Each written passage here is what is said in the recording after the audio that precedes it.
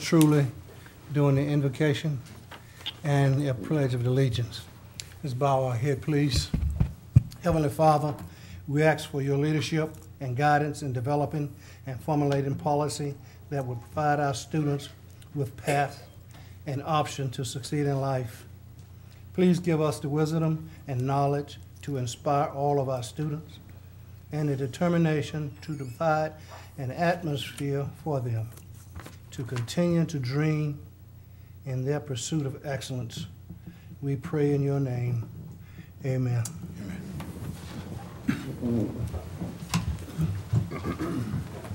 I pledge allegiance to the flag of the United States of America and to the republic for which it stands, one nation, under God, indivisible, with liberty and justice for all. Thank you.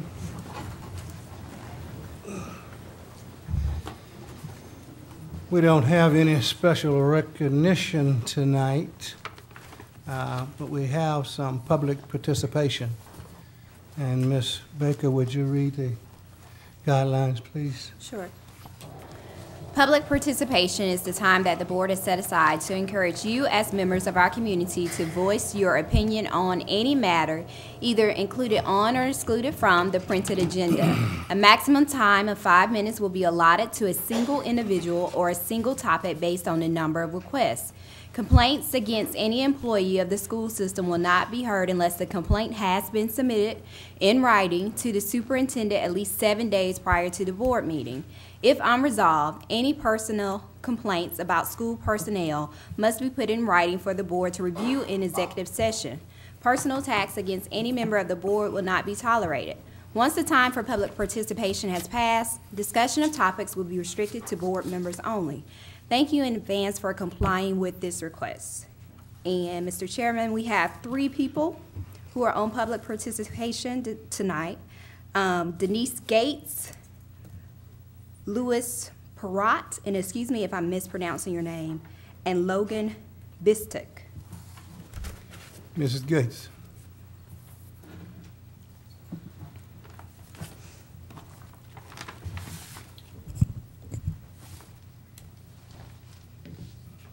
Good afternoon, and thank you for having me. Denise Gates is my name. I have 3 students in your school system, and I'm here to talk about, I have positive. You know, I've been here for 2 years running, and it's always something negative. I come here to greet you with the positive first. So the positive is my 2 sons attend Alcovy High School. I've had complaints over the years about Alcovy not meeting their accommodations and all those kinds of. I must come to you today, and I must tell you that I've seen a tremendous change at Alcovy. I thank you, Mr. Meadow, and I thank you, Mr. Turner, for helping me during this summer with the campaign run as I was on that trail, find out what is it that you're going to do for the students in Union County. I thank you so much for your assistance. I thank you for your assistance at Alcovy High School, because my sons can come home to me every day now and talk about, I don't see that much bullying going on or gangs in the school. I sat yesterday in one class. I had a meeting, and I sat in the main office so I can, you know, do observation, because my sons tell me a lot. It's a beautiful thing when you can go into a school and the hallway, I don't have kids hugging, kissing, and all those kind of stuff. The hallways was cleared. There was no students, but they was in class. Okay, that's what education is all about. Okay, I sat in one class. I noticed the kids was a little chatty, but you know, the teacher was doing her job. And I noticed there was learning going on in the classroom. You know, a little chatty, but it is life, it is student. But I was amazed how they was across the room talking about, yeah, I got this answer, and it was, you know, maybe it was the Greek mythology, you know, it wasn't, but it was the Greek mythology, and they was talking amongst themselves. So I thank you as I come here today and talk about the goodness of Alcovy and the leadership at Alcovy High School. No names. So I must tell you, the leadership, I sat there, there was a new leader, it was a male, and there was a call in the classroom, you know, needed whatever the code is, immediate assistance. That's what education is all about, discipline, academic, and all that in one. And I saw that COVID, all assistants, I can email, I can go up to the school conference, I can sit in a class and observe my children actually doing what they need to do, because that's the key. When they lacking, I come in place to make sure that they're doing what they're supposed to do. And the school also, I hold accountable. Please hold me accountable also, and my children. Amazing. Thank you, thank you, thank you again for your assistance. 2 years. But, you know, it's a long journey, but the journey was well worth it. Okay. But I come to you right now with the negative. Yes. You must excuse me, but I must talk about this. My daughter attends South Salem. I won't go into the detail, but I'll go into the facts. I've written letters from last year to talk about the academics, because that's my key in every school system, is the academics. I noticed that it was lacking.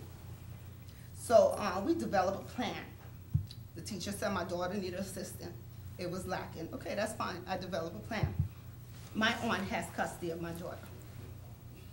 There will never be a school system that tells me how to raise my children. My daughter will still be at my aunt's house, receiving the nourishment that she needs and the safety. When I'm not home at 9 o'clock or 10 o'clock at night, I prefer that my daughter stays by my aunt and sleeps in her bed. Okay. So my daughter, my aunt has full custody of my daughter. No problem. My husband lives about 600 miles away in Florida, and I live here. I don't have no problem. My husband don't have no problem with that. But I do have a problem when the county office send me a letter, or my aunt a letter, and it say 3 attempts to call and miss. Come on, y'all know. I'm here all the time. I will be here next 2 weeks. I show up all the time to my kids' meeting. I would never miss a meeting because it's about education. Ms. Bates, you got 30 seconds, please. So I'm asking for your assistance again to rectify this problem. I'm going to show you the letters, and you can look through the letters.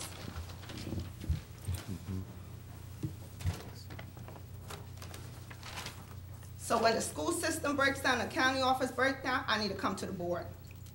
Okay? And there's a breakdown. I need somebody to fix the breakdown. I will take out an ad and ask every parent to go ahead and conference at the school, because you know what? My daughter deserves the best education, and she will receive the best education.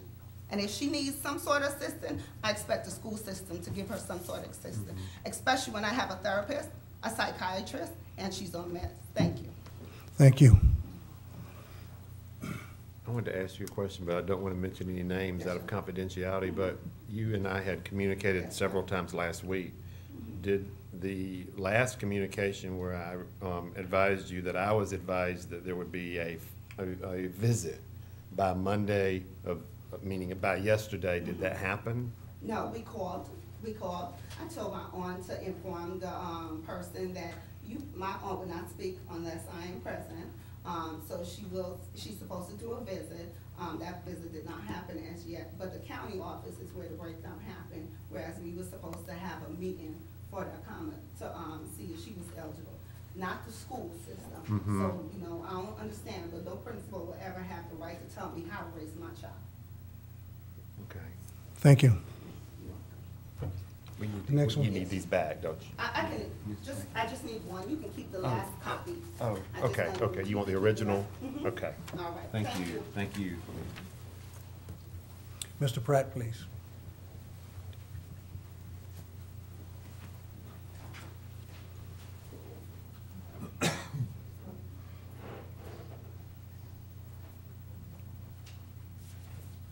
I'd first like to thank the board for this opportunity. I've lived in this county for only 20 years, I'm not one of the old timers, and I'm a grandfather, as you can tell. My schooling came in the 40s and the 50s. In the last 25, 30 years, even with my daughters going to one of the best schools in Georgia, up in Cobb County, Lassiter High School, I have watched through my work the slow degradation of knowledge of high school graduates and even college graduates. Our standards are dropping. They are not going up. And I'll give you an example of what we in this county are up against and what our nation is up against. I have 2 grandchildren in Germany. They both started school in Germany. They speak the oldest boy is now 16. He was there at 5. In 6 months, he spoke fluent German, going to school and living there. Yes, that's an advantage. Our 7-year-old can speak English and German. And now the high school student can speak fluent Latin.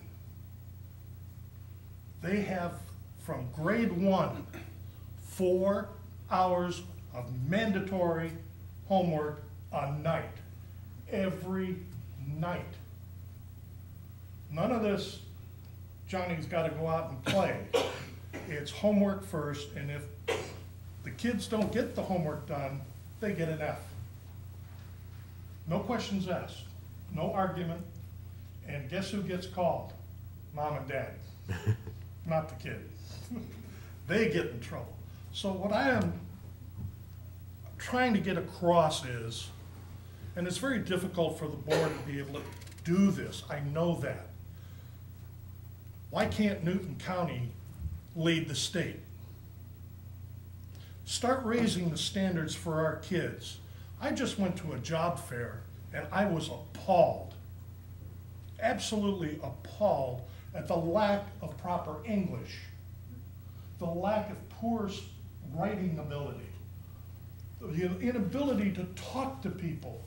They could talk to a Facebook, they can't talk to a human being.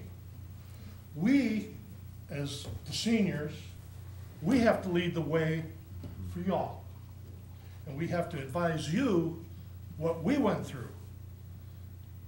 When I graduated high school in 1959, I had 4 years of German, 2 years of physics, 2 years of chemistry, up through calculus and mathematics, American literature, English literature, world history, US history. And let me tell you, you ask some of the graduates from high school today, who is the President of the United States? They don't know. You ask them, who is the founding president? They don't know. Ask them where the Great Lakes are. Half of them don't know. I mean, this is simple geography. All they have to do is look at a map, but they don't know. And I propose, and I hope you will take this to heart, we have got to raise our standards. To heck with the other counties. Newton should lead the way. We have the ability, and I think we got the people in this crowd, and if you talk to the parents, ask them for it, and they'll give it to you. They'll tell you to go ahead and do it. Because education in this country is going downhill faster and faster. We are now losing to third world countries. They're better taught than our kids. That's not wrong. I'm proud of it. We're going backwards. So we got to step up to the plate. Thank you. Thank you, sir.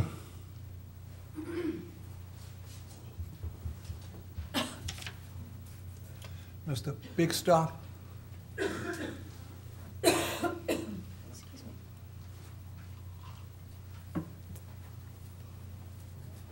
Good evening, and thank you for letting me have the opportunity to speak to this board. Let me be brief. Currently, we heard about the charter schools tonight. I myself am from Pittsburgh, Pennsylvania. I went to a private Catholic high school from kindergarten all the way up through 12th grade. My parents made that choice. They asked me when I was in the 4th or 5th grade, do I want to continue with that choice or do I want to go to public school? Choice is important in this world. That's what our founding fathers have built us on. Just a little bit what we see going on right now with our charter schools. At directive of the State Attorney General, we passed a resolution to tell us how to vote on the charter school amendment, okay? The State Attorney General cites precedents that counties may not use resources to persuade voters to support or oppose a ballot question. Once again, the school board ignores the rules and recommendations. We have an attorney here that should have known to advise you about this. There's going to be a current lawsuit. Newton County is going to be named as a defendant for using public resources. And this public resource is the Newton County website. Back in the day when this court case happened, it was a pamphlet. Technology today has put it on the World Wide Web. Now, I cite to the Newton County Board of Education website 2012 legislative priorities. Number 3, opting out of public schools using public funding. The Newton County Board of Education is opposed to vouchers, tuition, tax credits, scholarships, whose sole purpose is to allocate public fundings to private schools, home study, or charter schools. Furthermore, the Newton County School Board wants to oppose legislation enacting the Charter Commission. That's exactly what the Attorney General says you can't write. It goes for the same thing rules apply to our county Board of Commissioners concerning the SPLOST.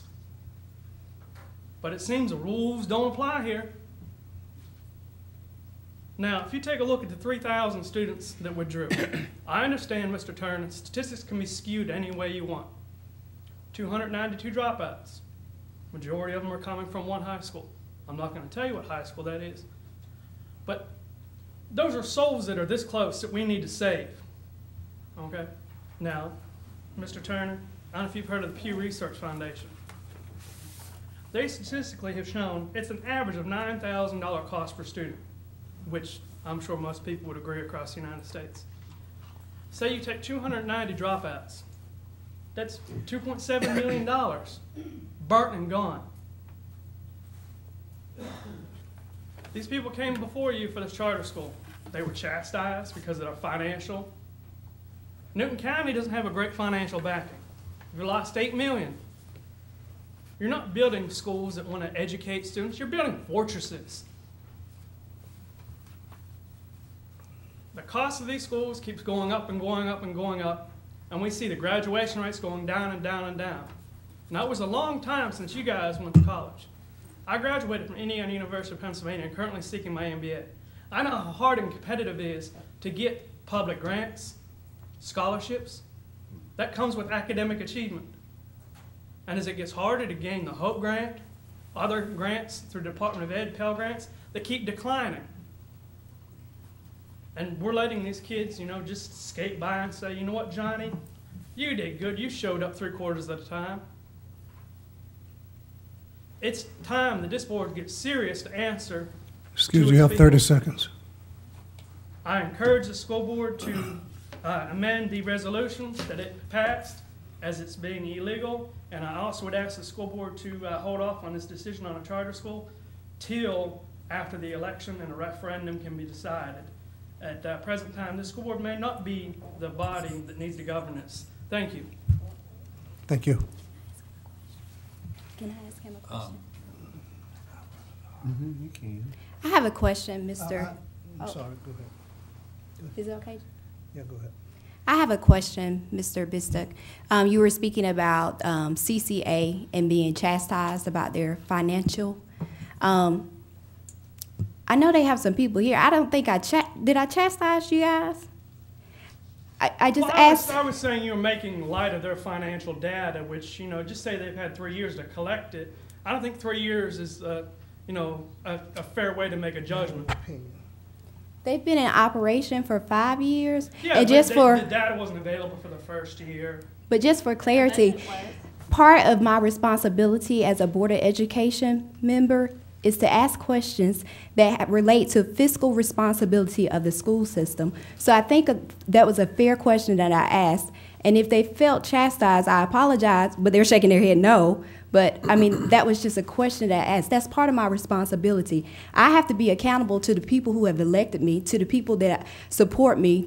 I have to answer to them, so I have to ask questions related to that. Well, I understand that, but what about Newton County being accountable to us, with a $500,000 error on building a new school? Where's accountability in that? Mr. And I have one more. do you currently have children in the school system? No, ma'am, but I'm a taxpayer. That shouldn't make a difference. No, I'm just asking because I was going to ask what school, like, you know, I live was in there? District 1. Okay. Thank you, Mr. Watson. Thank you.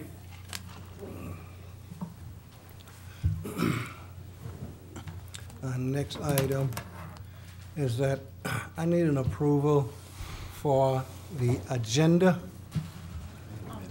I would like to make a motion to amend the agenda as it's written. So moved.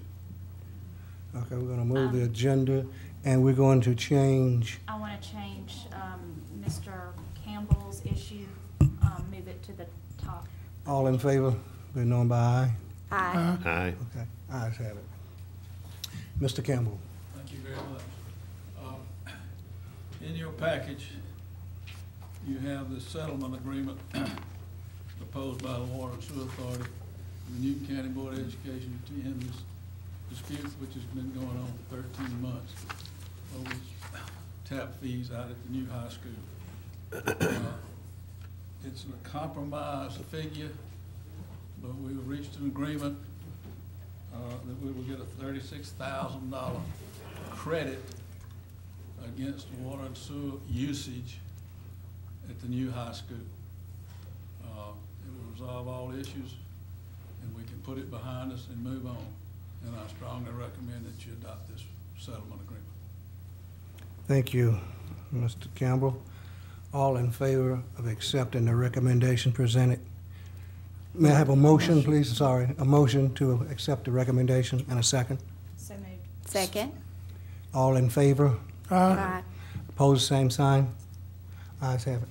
Thank you very much. Thank you. Can I have a motion and a second to approve the minutes? Last meeting, please. So moved. Second. All in favor? Aye. Ayes have it.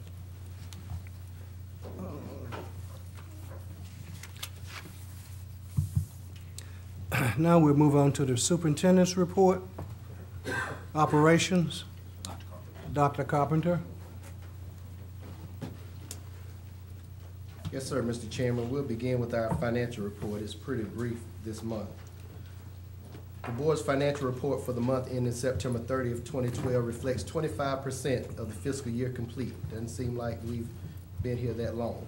With total revenues at 23.87% and total expenditures at 24.42%. Keep in mind that salaries and benefits for next July and August have been accrued along with our July and August QBE reimbursements. Some of our expenditures may look greater this month as we prepay some expenses at this time of year for insurances and software licenses and the like. Also, we're required to forward fund our health insurance again this year. I think this is the third year, and some of the benefits may look slightly over budget for that reason. Also note that the revenues received for ad valorem and other taxes are coming in at 20.84%, and this reflects a portion of our September tax distribution. For those of you who pay a property tax bill in Newton County, you know that you have 2 installments, unlike some communities where there's only 1 installment, so that helps us gain those dollars earlier in the school year. Finally, keep in mind, board members, that we are beginning our open enrollment period today, and that'll run through November 9th of 2012, and all of our employees receive their rate information along with instructions for participating in open enrollment on yesterday. That concludes our financial report, unless there are other questions from school board members. Preceding operating questions. Go to the next item, please. Yes, sir, Mr. Chairman. We'll begin with our operations report. I want to bring attention to a couple of items. Item 2, the Newton County School System SPLOST 3 distribution is $932,496 for September, and that's an increase of $14,915 from our August collections. SPLOST 3 received in the first 32 months is being received at a rate of $27,712,940, and we're averaging $866,029 per month. So those collections are going extremely, extremely well. If you look over at our capital projects, you'll see that the Newton High School replacement is on its way, and the building is at about 35% complete, and it's on schedule. In the classroom space, I'm sorry, is 35% complete, and the building is 67% complete, and it is completely on schedule. You'll see the metal framing going on in the inside, as well as the installation of ceiling grid. So we're excited about that project. One of our teachers told us today he had an opportunity to take his family out and take a look at it, so they're excited about the new school. Transportation, if you look at the average cost of diesel fuel purchased during September, it was $3.64. Fuel was last purchased in August for $3.32. And if you compare that with September of last year, that price was $3.23. So we'll continue to watch our fuel prices. Nutrition. We made one advancement to our Meal Pay Plus program, and you'll note here that we have a new app that our parents can receive from the iTunes and App Store, trying to stay abreast with the latest technology and our parents being able to access and make payments via their iPhones, iPads, and that type of thing. So parents are beginning to receive that information and make use of meal pay through those methods. Can I interrupt? Yes, ma'am. I downloaded it. It's awesome. I love Good. it. I get that little notice, they're out of money, and I put it right. Good. Sit on my phone. So we're trying to stay on top of that. Technology integration, Dr. Matthews, even in operations. Absolutely. Okay, that concludes our operations report unless there are questions. Any questions, members? I have one. Yes, ma'am. What was the result of the meeting concerning the fencing or Yes. possible fencing around? There the will be meeting? fencing. The concern was related to the community that backs up to the school. Right, And walking maybe through. students or children using folks' yard to gain access to the school. So we've addressed that, and during the summer, we'll install that fencing. Just one line of fencing across the side of the Okay. property. So that neighborhood was notified, or did they have a We have not representative? notified them yet. Okay. We haven't done that yet. Thank you. I have questions about the fiscal 11 state audit. Do you want me to do those now, or do you want me to put them at the end? Put them at the end as suggested. I didn't get an email back from you. I guess Dr. Matthews would have told me at the end. Okay. Other board matters is what I. Okay, that's fine. Thank you. Okay. Curriculum and instruction. Ms. Fury.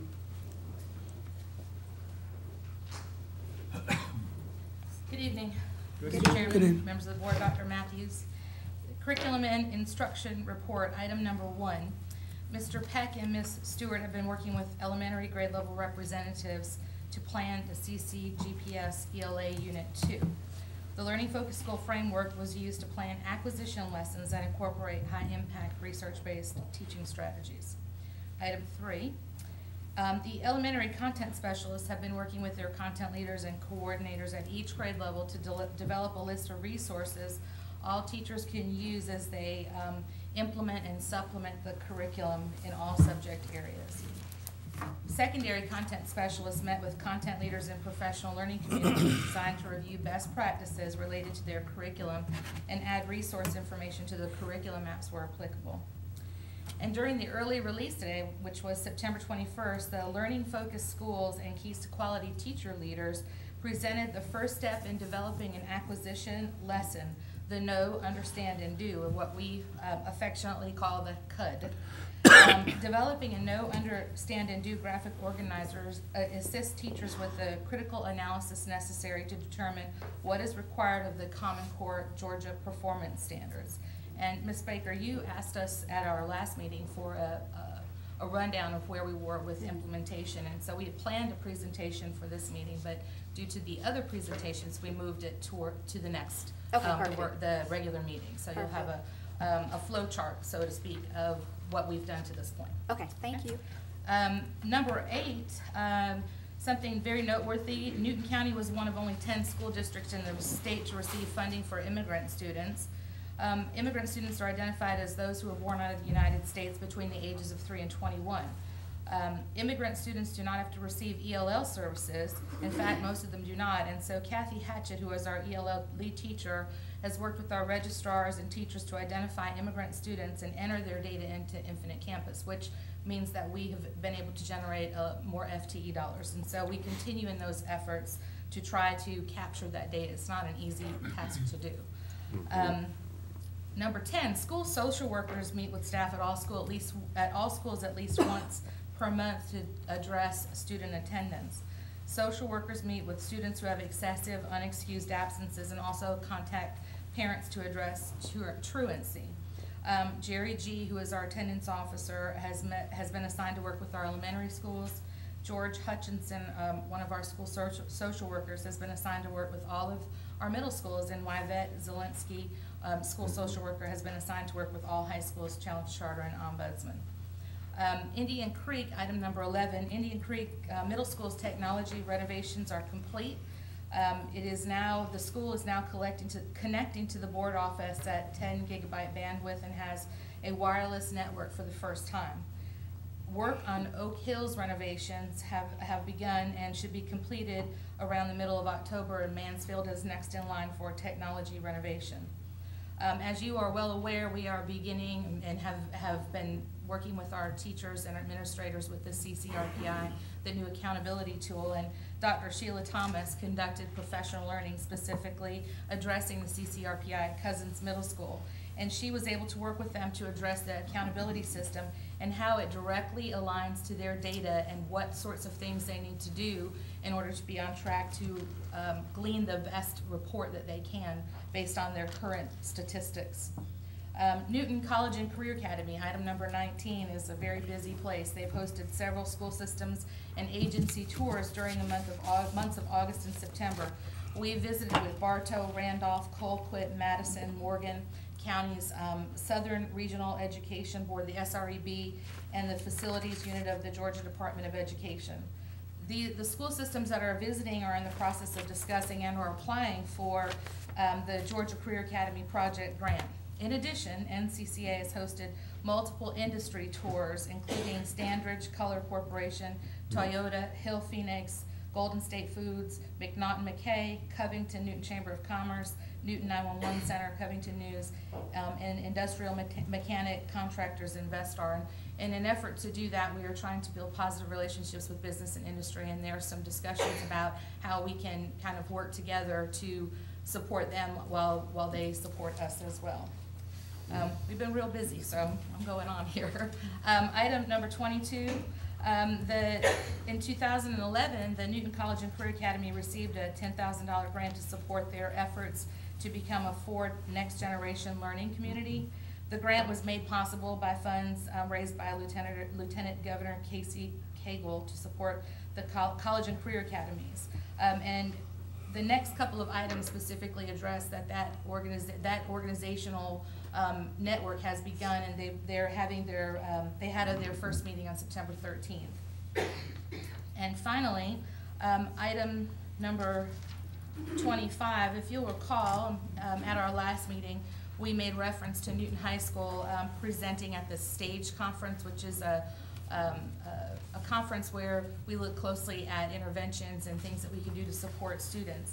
And as a result of that conference, we spoke about that we were proud that our Newton High School team was able to present. And as a result of that conference, Dr. Lockhart and his team have received numerous accolades for the presentation, and several schools are planning to visit Newton High School. In so much, the accolades have come straight from the Department of Education via Deputy Superintendent of School Turnaround, Sylvia Hooker, who has asked them to present again at the Turnaround Conference in November. So that's a fabulous accomplishment, and that team must have done a really fabulous job to be recognized and asked to present at a conference where other schools are coming to learn about how to get from where you are to the place you wish to be.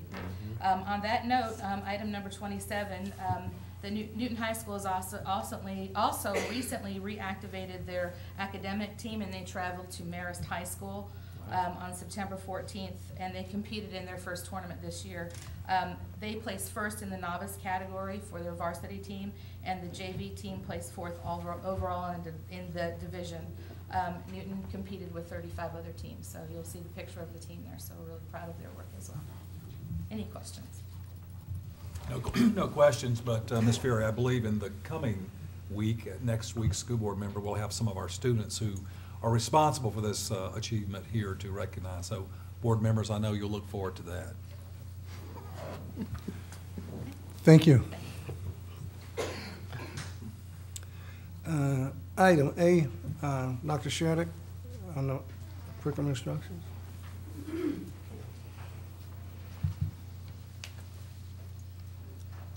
Dr. Matthews, Mr. Chairman, ladies and gentlemen of the board. Last spring, we won a grant to install 2 audio enhancement products with a camera system at Veterans Middle School. The pilot or the grant was so successful that I talked the company into putting 20 at Newton High School as a pilot to see how a large-scale pilot in a high school would do. And tonight, we're here to present, the schools are here to present the findings of this pilot.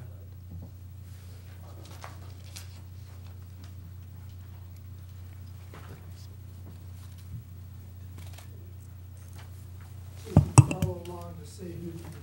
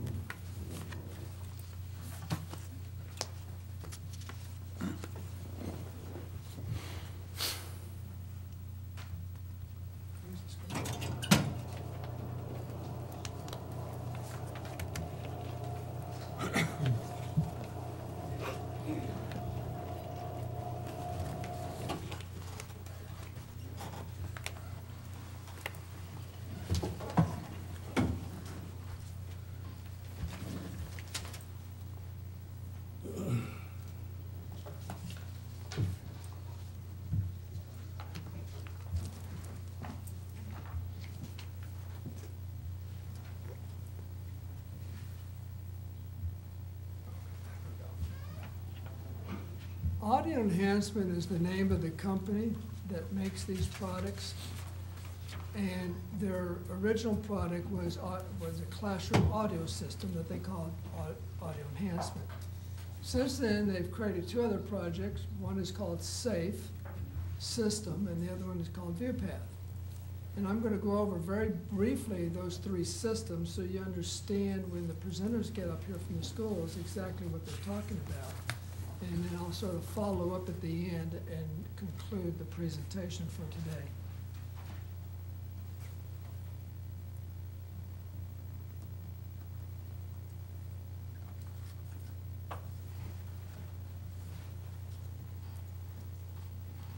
Okay, the audio enhancement, like I said, is a classroom audio system that provides amplified audio sound inside the classroom. We talked to you about this last spring when we showed the results from, well, actually it was a couple of years ago when we showed the results from a pilot we did of just the audio system in about 5 or 6 schools that was funded by Title I, and it's been extremely successful. In fact, I've had teachers tell me that they don't know how they would teach without it anymore.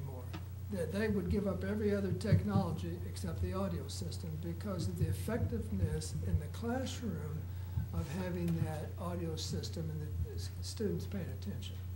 So it increases student engagement and increases student achievement as a result of that engagement. The second product is called the Safe System. It's a classroom security system in which the teacher has on they have a microphone that's attached to a lanyard around their chest, and that's the audio part. That's the microphone for the audio. But if you buy the Safe System, built into that microphone system is a button that if they push and hold, it sends a silent alarm to the office, which then rings a bell and flashes and lets the office know you have a problem in your classroom, and then they'll dispatch an administrator and or a security officer down there to look into the problem. The added benefit of that is giving teachers a lot of confidence, and they don't worry about tutoring students or being in their classroom after hours or whatever, because they know they have a method of protection. And it also provides, or may provide, depending on what model you buy, may provide a video record of the emergency. The last system is the ViewPath, which is a camera system. And we actually, in Veterans, we have the 2 different versions, the single camera and the dual camera. We wanted to test both camera systems to see which would be the best. The results of this have been, and they'll explain in more detail, but reduced classroom disruption, increased positive behavior, provide for online learning, increased teacher effectiveness, and it provides for after-hours video protection of the assets in that classroom. Because it's set that when everyone leaves and the custodians leave, if anybody walks in that room, it automatically starts recording, and you get a video record of who entered that classroom.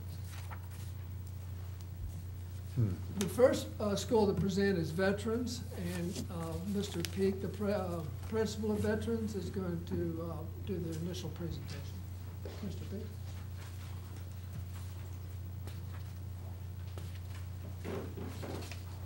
Good evening. My name is James Peak, and I'm the principal at Veterans Memorial Middle School.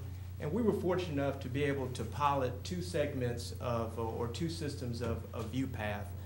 And we chose two teachers to install the technology in their classroom. And when we got the technology in the classrooms, of course, the teachers were able to, probably about 3 weeks prior to the close of the last school year, they were able to get that technology in their classroom, and they were able to experiment a little bit with the technology, as well as receive training on how to operate the technology prior to this school year actually starting. Now, let me add one thing. One of our biggest challenges at Veterans is getting all of our kids meaningfully engaged in our instruction. So when ViewPath was offered to us, it became a no-brainer for me, because I wanted to see what type of difference the technology could make in terms of getting our kids more engaged with their lessons, but not just engaged, but meaningfully engaged in the lessons, in terms of having very good discussions, offering viewpoints that were a little bit different than the normal viewpoints that you get in terms of when you have class discussions, class debates, and things of that nature. It became a quick, immediate hit for us in those teachers' classroom. It actually became a changer for us in terms of the engagement piece, because, and I think for 2 reasons it made a huge difference. One, the pure amplification of that teacher's voice, no matter where they are in that classroom, it allows for kids to be able to hear the instructions clearly, but also when you have students sharing their input and giving their insight in terms of the lessons, you can hear them also real clearly, even if you have students that maybe speak at a lower tone. Secondly, the system comes with a handheld mic. And when I went into those classrooms, especially those teachers' classrooms, seeing those kids eager to participate, eager to get involved with the lessons, it just made an immediate impact on me. That's my perspective as a principal here. I want you to also hear from our teachers and hear what type of impact the system has had on them, their instruction, as well as our kids in that classroom. So first, I'm going to call up Ms. Kellen Ellis, who's a 7th grade science teacher, and she's going to share with you her insight in terms of the system. And then later, I'm going to call Jacqueline Scott up here, who's an 8th grade English language arts teacher, and they're going to just give you their impression in terms of, or their side viewpoint of how the technology has impacted them, their instruction, as well as the teachers or the students. Good evening. As Mr. Peak has already stated, I teach 7th grade student science at Veterans Memorial Middle School, and my name is Kellen Ellis. I received the ViewPath system at the end of May of the school year last year, and the immediate benefits I received from having the system in my room was an increase in student attention, student participation, as well as student engagement. Now that we have started a brand new school year, I am still seeing those benefits, and this is how. As Mr. Peak has already stated, with me having the teardrop lanyard mic around my neck and I greet my students, I automatically command a presence in the classroom. They can hear me from wherever I am. I can say good morning in a soft, sweet sounding voice, and it sounds like wonderful music to my students' ears because of my amplification system. Not only did I notice I had their attention, they were excited. Excuse me, what is that around your neck? What am I hearing? Why are you sounding different? That sparked an immediate mini lesson about sound, about how to properly talk, how to do discussions. That was an immediate teachable moment. Also, I've noticed I do not have to repeat directions as many times. Now, of course, there's always a few. who just want to hear it again. But overall, I have been able to repeat the directions, even sometimes redirections.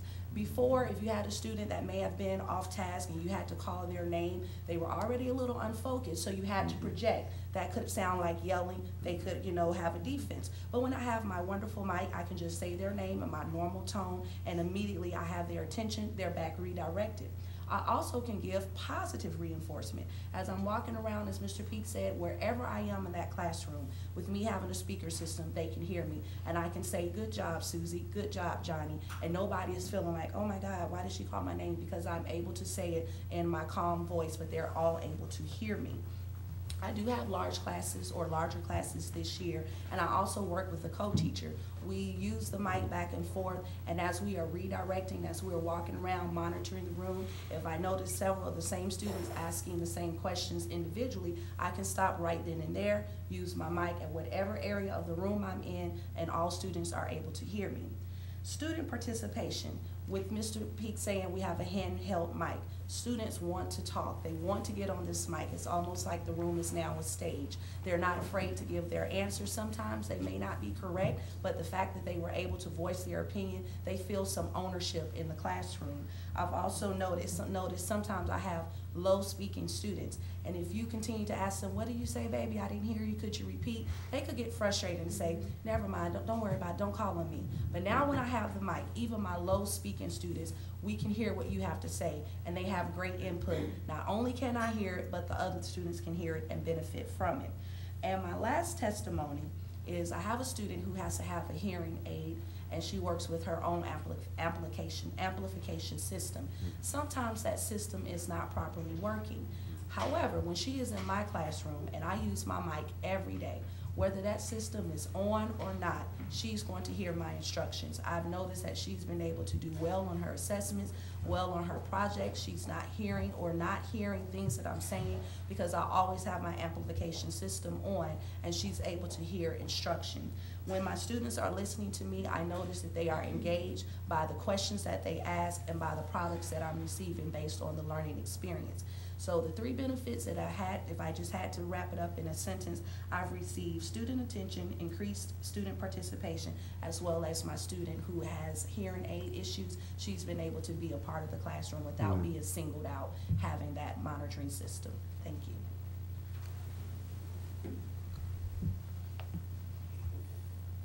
Good evening. I'm Jacqueline Scott, 8th grade English at Veterans, and I, like Ms. Ellis, received the ViewPat system in May. The students were very apprehensive at first when it came.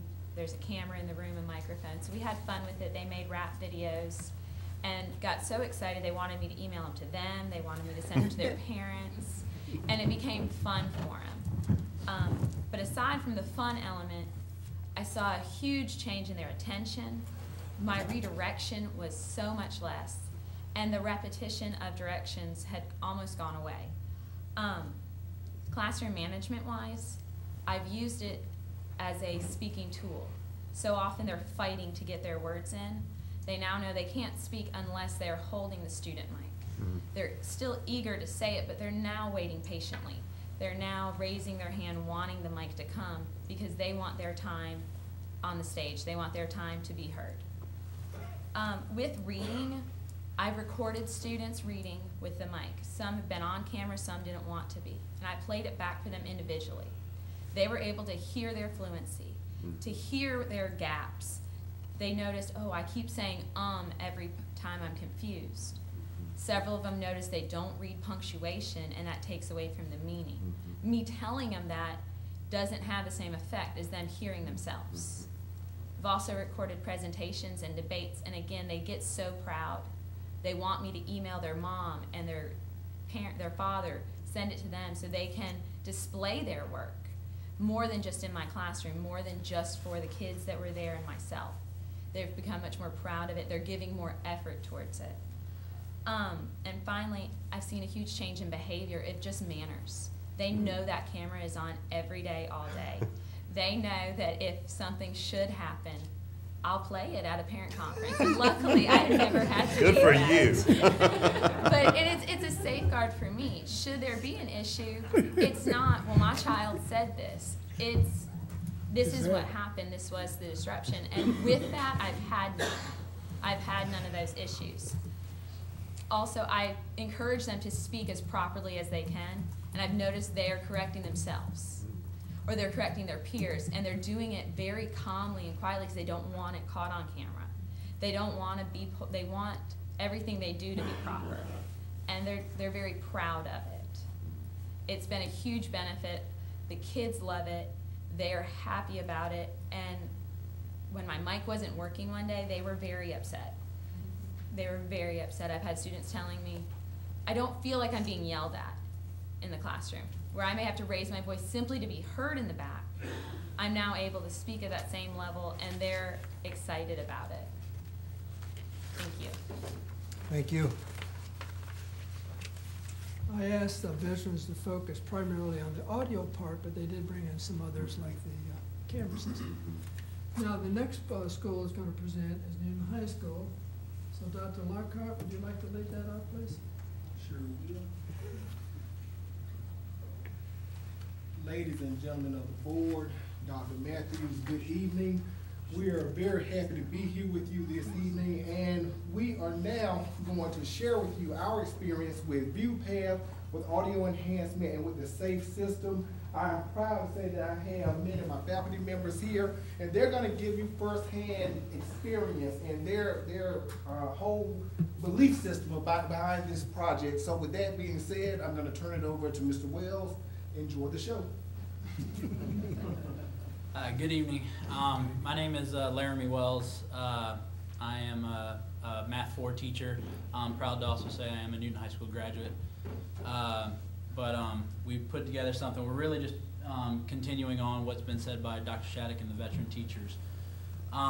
We were 20 teachers at Newton were given this at the beginning of this school year. So we unfortunately kind of had to be thrown at it into the trenches.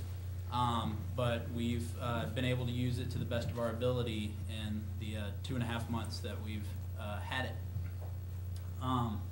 The system, as people have talked about, features the camera system, which there are 2 cameras, one mounted in the front of the classroom, which acts more like a security camera with a widescreen view of the entire room. The one at the back of the room resembles this one, which has the ability to turn, pivot, and zoom. We then have the audio enhancement equipment, which features the teardrop microphone that we can wear via a lanyard, or it can be clipped to your shirt, and then the handheld mic, which they spoke about the students using. With the camera system, we have an online program called Safari Montage that allows us to do various things like record the lessons, video presentations, collaborate with other teachers. You can share what videos you have on the site, of course monitor students, and many other things. With the microphone system, which is through audio enhancement, they have their tagline, engage, interact, and educate. And with the engagement of it, we've learned that it's easier to get the students' attention without having to raise your voice, as the veterans teachers spoke about. But at the same time, the students feel like we're talking to them directly. It's not necessarily that we're speaking to a large room, but it's like we're just standing right there next to them speaking, which then in turns allows us to interact because they do feel like we're talking to them instead of yelling to them, which we sometimes comes across when we have to raise our voice to project it to an entire classroom. Students are able to be heard through speaking through a handheld microphone. Students typically will kind of mumble their words or whatnot, or they're not quite confident in their answer. Microphone has been able to change that. And then of course it's helped with us educating, because on our aspect we're able to save our voice so that we can effectively teach throughout the day, instead of having a groggy, raspy voice by the end of the day and saying, okay, well that's not as important for me to talk about, so I'll just skip over it to save my voice. We're able to use that a little bit more effectively, and as has been said, the repetition is clearly reduced because the students are able to hear it the first time and don't have to ask what has been said over and over. I do have 2 teacher quotes here.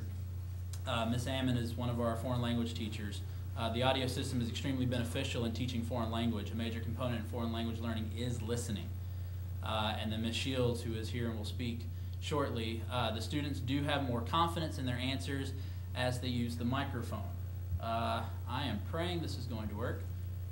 I actually have video from some students, and there's no audio.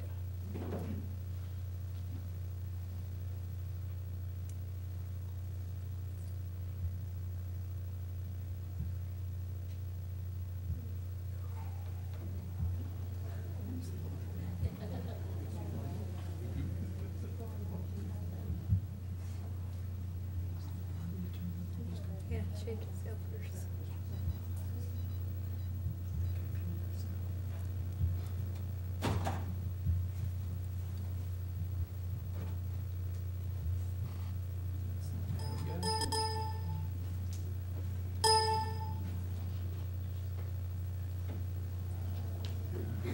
Back up, try that again. Okay.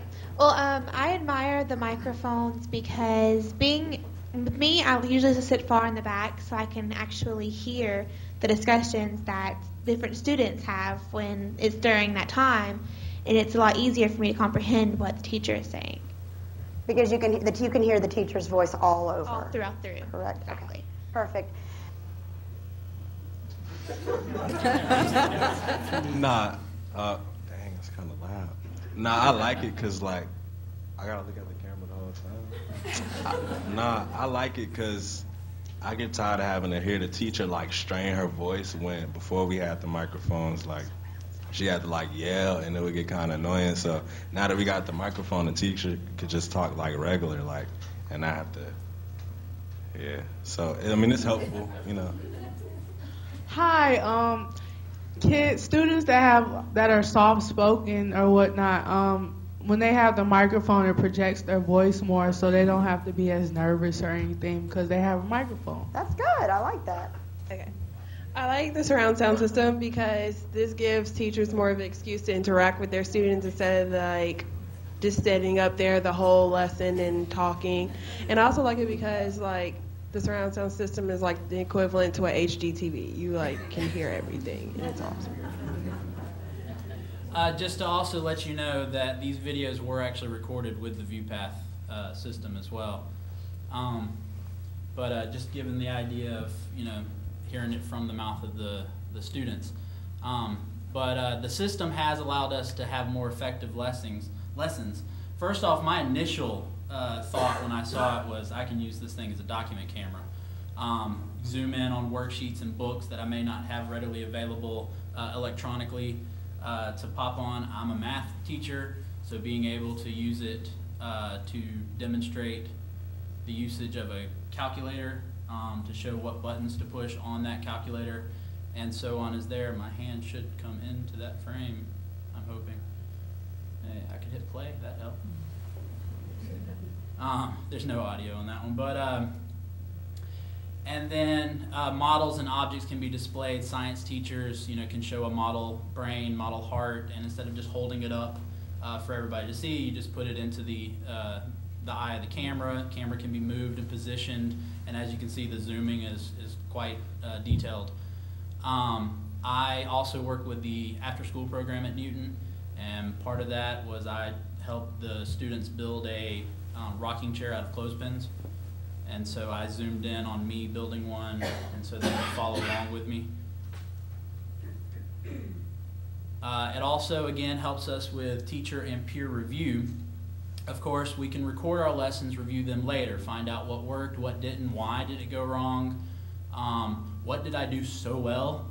I can go back and look, and I can share that with other teachers. If a teacher says, you know, I'm having a trouble with this topic, you can say, well, you know what, I do that topic pretty well, and I can share that video with the teacher either for their own personal viewing or allowing the teacher to actually show the video in their classroom. Ms. Futch is actually going to speak on this a little bit more. Hi there, my name is Gina Futch. I'm a U.S. history teacher and I'm the PLC content leader for U.S. history at Newton High School. And I'm just going to tell you a little bit about how we've used this in our U.S. PLCs. We have a quote from Paige Meakin. She's a veteran teacher, and it says, I was suffering from laryngitis. The equipment made it possible for me to continue in the class, and students received instruction via Ms. Futch's class. So what happened was this. It's the first, second week of school at the most, and Ms. Meekins says, Ms. Futch, I can't talk, my voice is gone. And so Ms. Buff comes to me and says, Gina, what can we do? So I said, well, let's use the cameras. So I record first period, US. She has AP until that point. You don't need to know that, I guess. But anyway, it all works out beautifully. And she is able to monitor her classroom, build a relationship with her students, which is so important in the first couple of weeks. And her students don't get behind. So important, they stay on pace. It was great. And also, I had the added benefit of being a second-year teacher and having a veteran teacher review and see my work and see how I explain things, so I'm able to say, Ms. Meekins, what would you do differently? And when she got her voice back, she said, well, here's how I would have explained it, but I think that was beautiful. It gave me ideas as well. So that's the first way we were able to use it in an innovative way. This next thing that you see is something called 3 is a crowd. If you go left to right, you have 3 words. And what we have students do is figure out which word doesn't quite fit. So you see Declaration of Independence, the Marquis de Lafayette, and Thomas Jefferson. Maybe you remember, maybe you don't. The Marquis de Lafayette does not fit at all there. Thomas Jefferson was a primary author of the Declaration of Independence.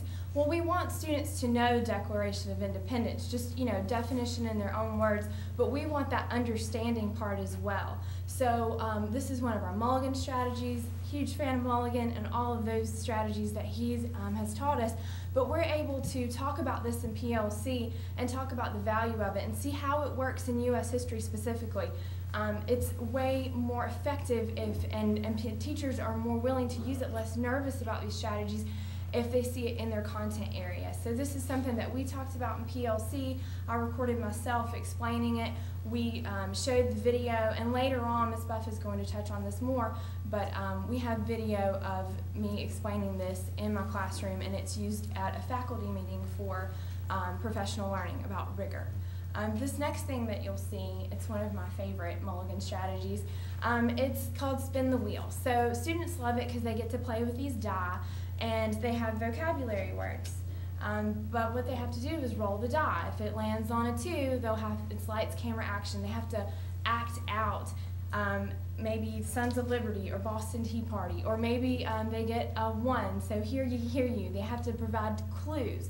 So a lot of times, again, people just want to see these things to feel comfortable implementing them, or just if they have questions about classroom management because maybe they don't feel like their children can handle this sort of thing. Well, this is how I did it. This is how I kept things under control, and it really, really worked. So we're going to build on more of that later. Ms. Buff's going to touch on it, but that's how I've used it, and my PLC has used it. It's been really effective.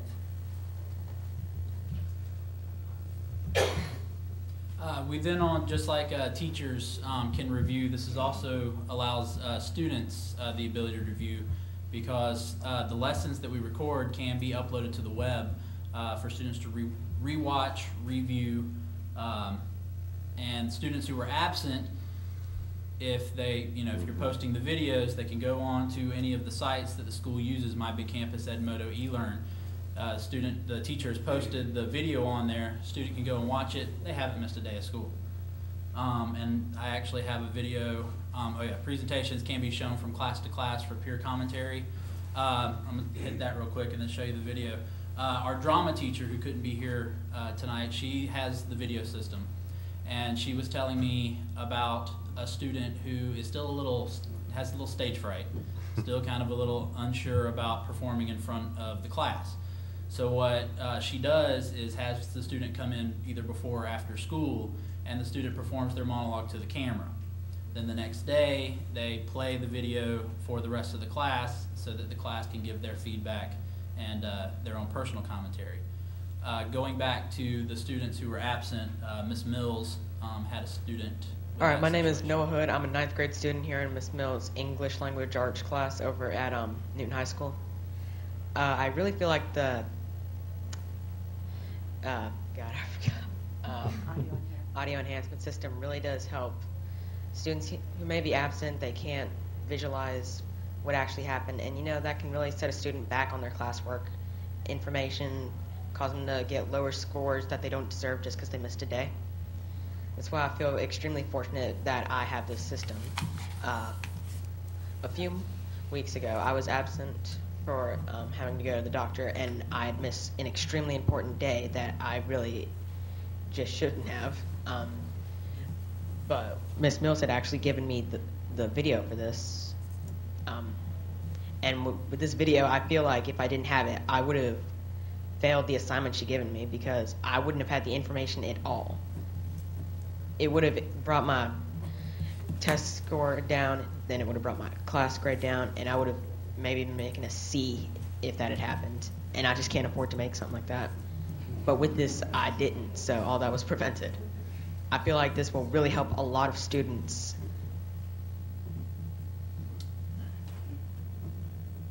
So again, using that technology, we are able to implement more of that as far as our lessons and effective teaching and whatnot. Again, as has been addressed, this has also improved classroom management because when the students know they're being filmed, the behavior is going to improve. When they first walked into my room, they'll go, "What's that?" It's a camera. Y'all got cameras now? And definitely shows a difference. I gotta admit, I was intimidated when I walked in here and saw 4 of them. And that one. Dr. Sababa, another one of our teachers, actually has a testimonial about using this. Do you want to speak?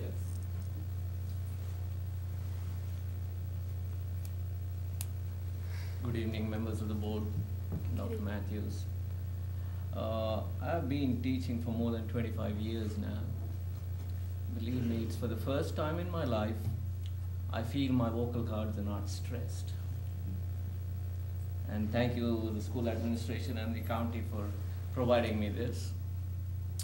Well, I started this school year by putting the camera on the very first 2 days of the school. As Mr. Wells said, they were just amazed what's going on in this classroom.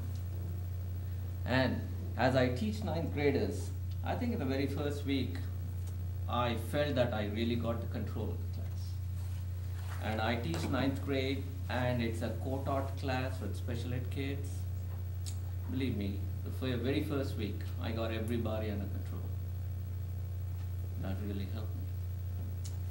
And then last week, we were having a unit test. Students were taking the test. And then I was watching what's going on. I found one guy pulling out the zip and then picking up the, and I said, wait there. Pick it up. And then, I'm not cheating. I'm sure you're not cheating. Can you come by? I just pulled him out and showed him what he's done. And then I think I got that under control. Nobody cheats now.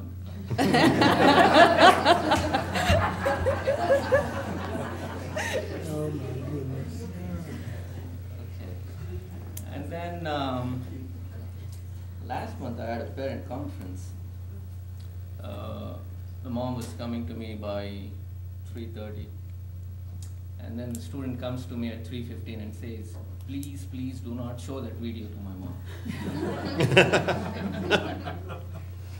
I said, okay, I'll not. Let's make a deal. I'll not show the video, but are you going to behave?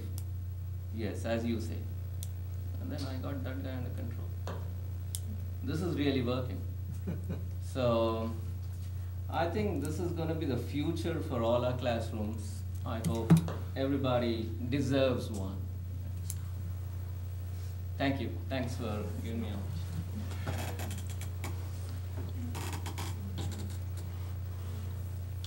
Another thing as far as classroom management goes is the ViewPath system also allows us to schedule recordings. So whether or not you want to schedule a recording because you know you're going to be teaching something that's good, and so in case you lose track of time and remember to go over to the system and hit record, you can go ahead and set it to record at a certain time and for a certain length. Another effective way is if you know you're going to be absent, you can set the thing to record each one of your classes so that when you come back you can review and find out, just how well they handled with the substitute. Ms. Shields actually did this and can speak on that. Hi, I'm Teresa Shields, and I'm a math teacher. I teach 9th grade coordinate algebra and AP statistics. And at the beginning of the year, showed the kids the cameras and the mics and all of that. And then I knew I was going to be out for a professional learning at the very beginning of the school year, somewhere around August 9th. So I said, well, not telling the kids, I decided let me just record each class, just more as a reminder. And then the next day after, I'd been out that day, and then I came in, and then it was just playing as they came in. So they're walking in, and they're like doing this, but they're not seeing themselves. And it's like, wait a minute, that was yesterday. And then so we kind of had a discussion about, remember cameras are always on. I may not even be here, but the cameras are always on. And it's just really allowed to be more proactive in the classroom management instead of always having to be reactive, which is so much before is what we've had to deal with. That we're really not having those issues. We're allowed to be proactive, and sometimes it's just reminders. Just the other day when they were working on assignment, I was just kind of playing around with the cameras a little bit, just showing them how much it zoomed in, and it's like, well, who's doing their work? And just zooming in, just seeing, they're doing some work. What about you? And they're like, no, I'm working. So it's just allowed you to be proactive, so that like you said, all the others have testified, you can really nip something in the bud, so there aren't any issues. So you don't really have to spend the time dealing with that. You can spend the time with what we're paid to do, which is to educate the children and to help further enhance their learning, which they're doing. And I really do like the system and looking forward to using it much, much more. Thank you. Of course, as Dr. Sababa said, it also provides us with documentation of student behavior for parent conferences. Also with student conferences, going off of what Ms. Shields says, a lot of times we're reactive to, we come back, we read the substitute's notes, and they say that this student did so-and-so. So you try to address that with the student, and of course it just becomes no, this, the sub was this and sub was that. And same thing with the parent, the student's obviously trying to defend themselves. Well, with this system, let's roll the videotape, shall we? And we go back and we have the documentation right there, instant replay, right then and go. Excuse me. And then finally, one other thing with classroom behavior is that we can demonstrate to one class the positive behavior of another class. A class doesn't quite do an activity very well. We can go and show, well, let me show you how this class handled it. Watch how this class moves into their, groups. Watch how this class moves into their sections. Watch how this class performs the activity. And positive behavior, again, can be demonstrated from one class to the other. Dr. Shattuck mentioned this, and so I'll just go through this briefly, but I do love the fact that it's got the SAFE system built into it. We have the teardrop mic, which is the way for us to alert it. The cameras will automatically record, and there is a box in the office that will alert them. On the teardrop mic, there is a button that, when held, will activate the alarm. It's not a button that you can push easily. If you look closely, you'll notice it has the two little dots on each side of it, so you can find it without having to look and whatnot, and you're pushing it. Once it has been pushed, you'll know it's been activated because the three lights up at the top will turn on.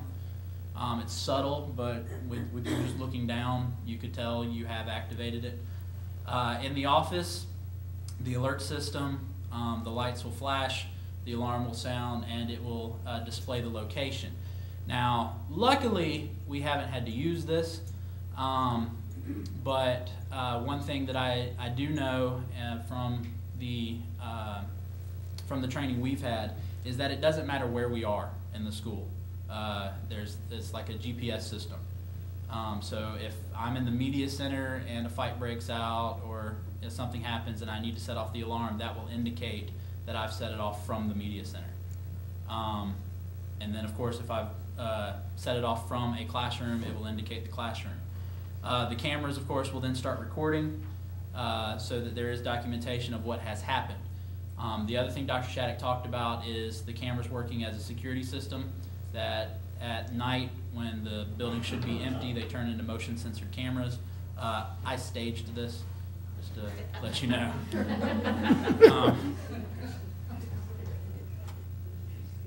But just to give you an idea, the lights are completely off in my room.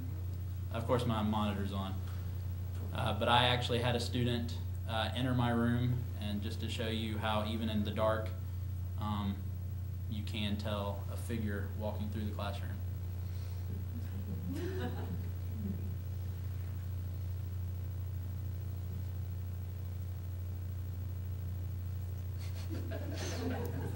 So just to give you a little demonstration of that. Whoop, I have no idea what's happening there.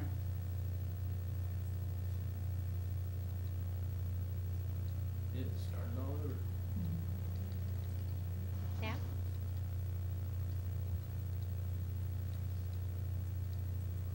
All right.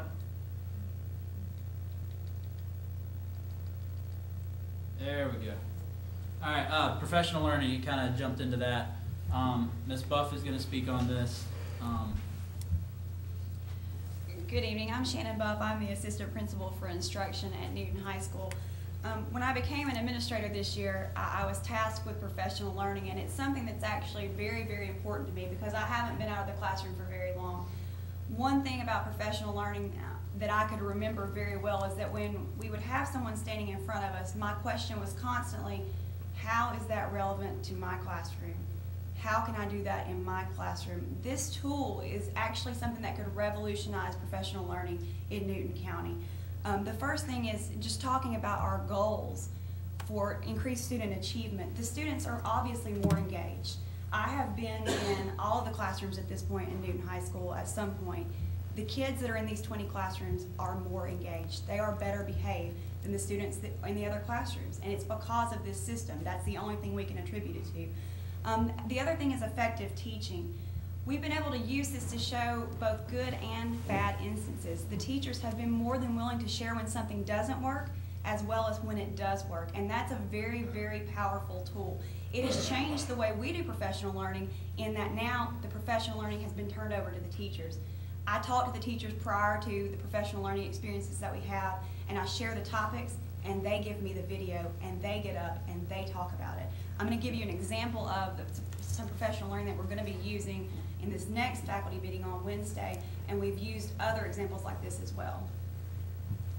So, the Louisiana Purchase. If you look at your paper there, you have 3 blocks. The first block is the War of 1812. What is it? The second is, what is it not? The third is, what does it look like?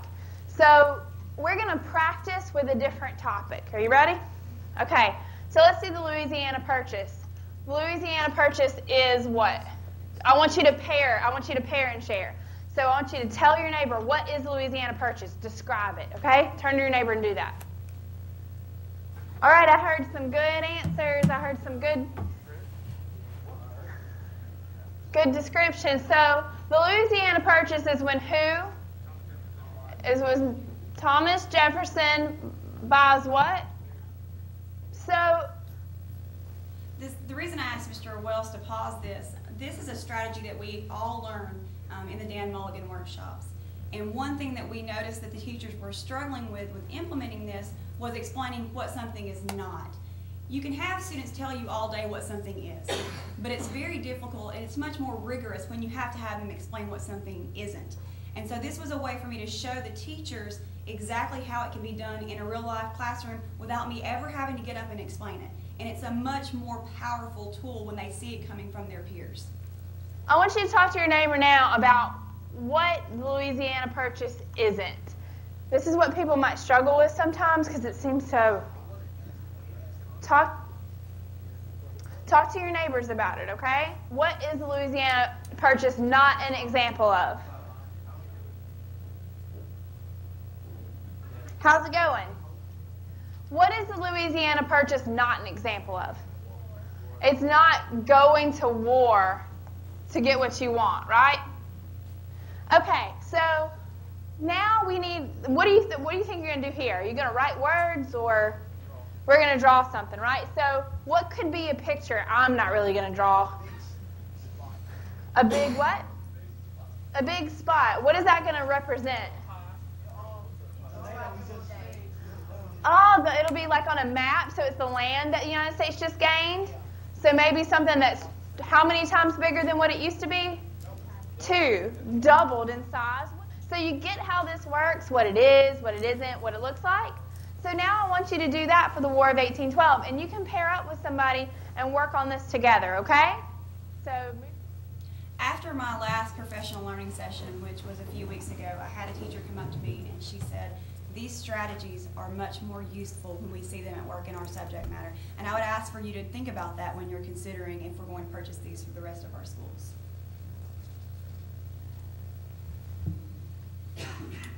Finally, I just wanted to talk about where just a couple of ideas that I had and Ms. Buff also had about the future of the system. Again, we're still new to this. We're still learning a lot of it. One is, as far as on the high school level, we do have our Academics classes. And we are moving to a method of the Academics classes in which students will have the ability to get more enrichment and remediation out of their current classes. I didn't know if you wanted to, okay. So when the students come into their Academics classes, if they're with me for Math 4 during that Academics time, I would have the ability to have a group to one side with maybe a laptop or whatnot watching the lesson from the day before. Or I could have a group with another laptop watching the lesson from last week. Or I could have already arranged a video of myself teaching a future lesson for the ones who are already on track, who need to move ahead. And so that way those students could then be peer leaders for the other ones when we get to that topic.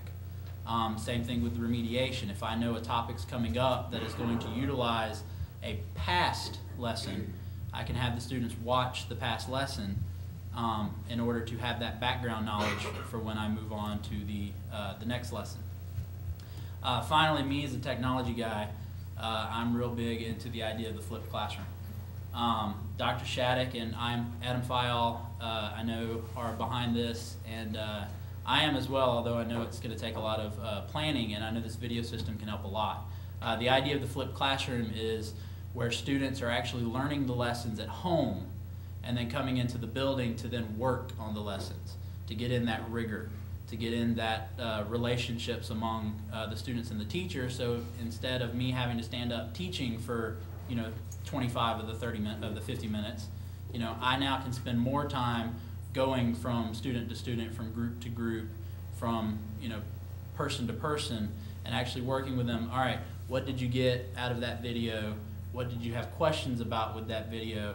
And let's work on that. And so I think this video system could help a lot, where you could have the lessons pre-recorded. Students can watch a little 5-minute section of that lesson, and then they come in the next day and we have discussion.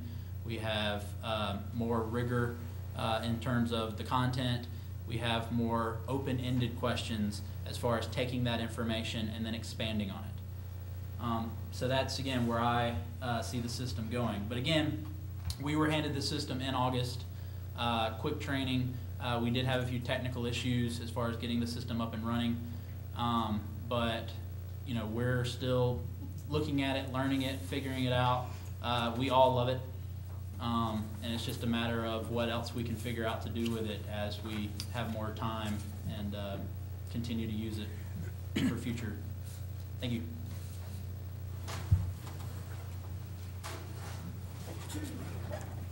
Well, I thank the teachers and administrators of Newton, and teachers and administrators for veterans for coming in and explaining this to you.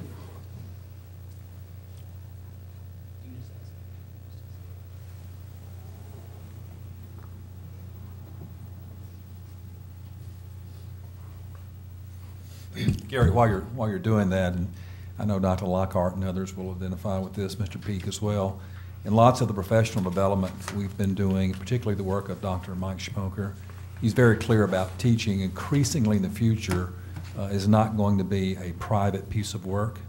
It's going to be a more collaborative piece of work with all eyes on, so to speak, from students to teachers and supervisors and parents.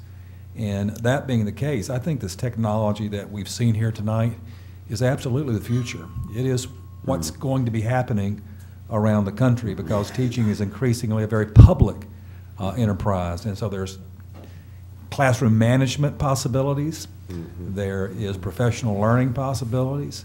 There is discipline to be sure to be shared with mom and dad and feedback.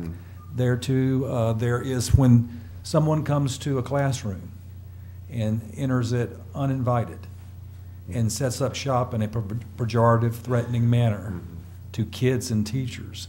Being able to press that silent alarm is something that modern day schools would certainly profit from. So this technology has so many avenues that we can go down in terms of improving the learning environment for kids and teachers. So it's a marvelous piece of work. If I may, I want to start off by saying that, well, first of all, I wanted you to hear from the staff. Because again, they're the ones who are living and seeing the work. When I first heard of this, I was a skeptic. The idea of a camera in a classroom for me was just like a camera being in the bathroom. The classroom is a private place. That's the way we grew up, the way we work. And again, I was old school in my thinking there. One of the luxuries of this program is that it's not a big brother system. The teachers know I don't have access to what's going on. They don't have to fear me looking in to see what's going on unless I ask permission from them. And again, from what we have seen at this point, this system, safe, audio enhancement, view path, they are going to become as essential to a classroom as a dry erase board and the desk. So this is where we're headed, and I say full speed ahead. Thank you, Dr. Lockhart. After our meeting in the executive session, I went upstairs to my office and I had a meeting with some people I needed to talk with. And that meeting happened to be someone I didn't know was going to be here. And it's Dr. Roberts, who is a former superintendent of Nye County, Nevada. And he's working as a consultant with audio enhancement. And Jeff Anderson from the company happened to bring him tonight. So Dr. Roberts, I asked him if he would say a few words how they use the ViewPass system in his county, in Nye County, and you may be able to get a perspective from another county.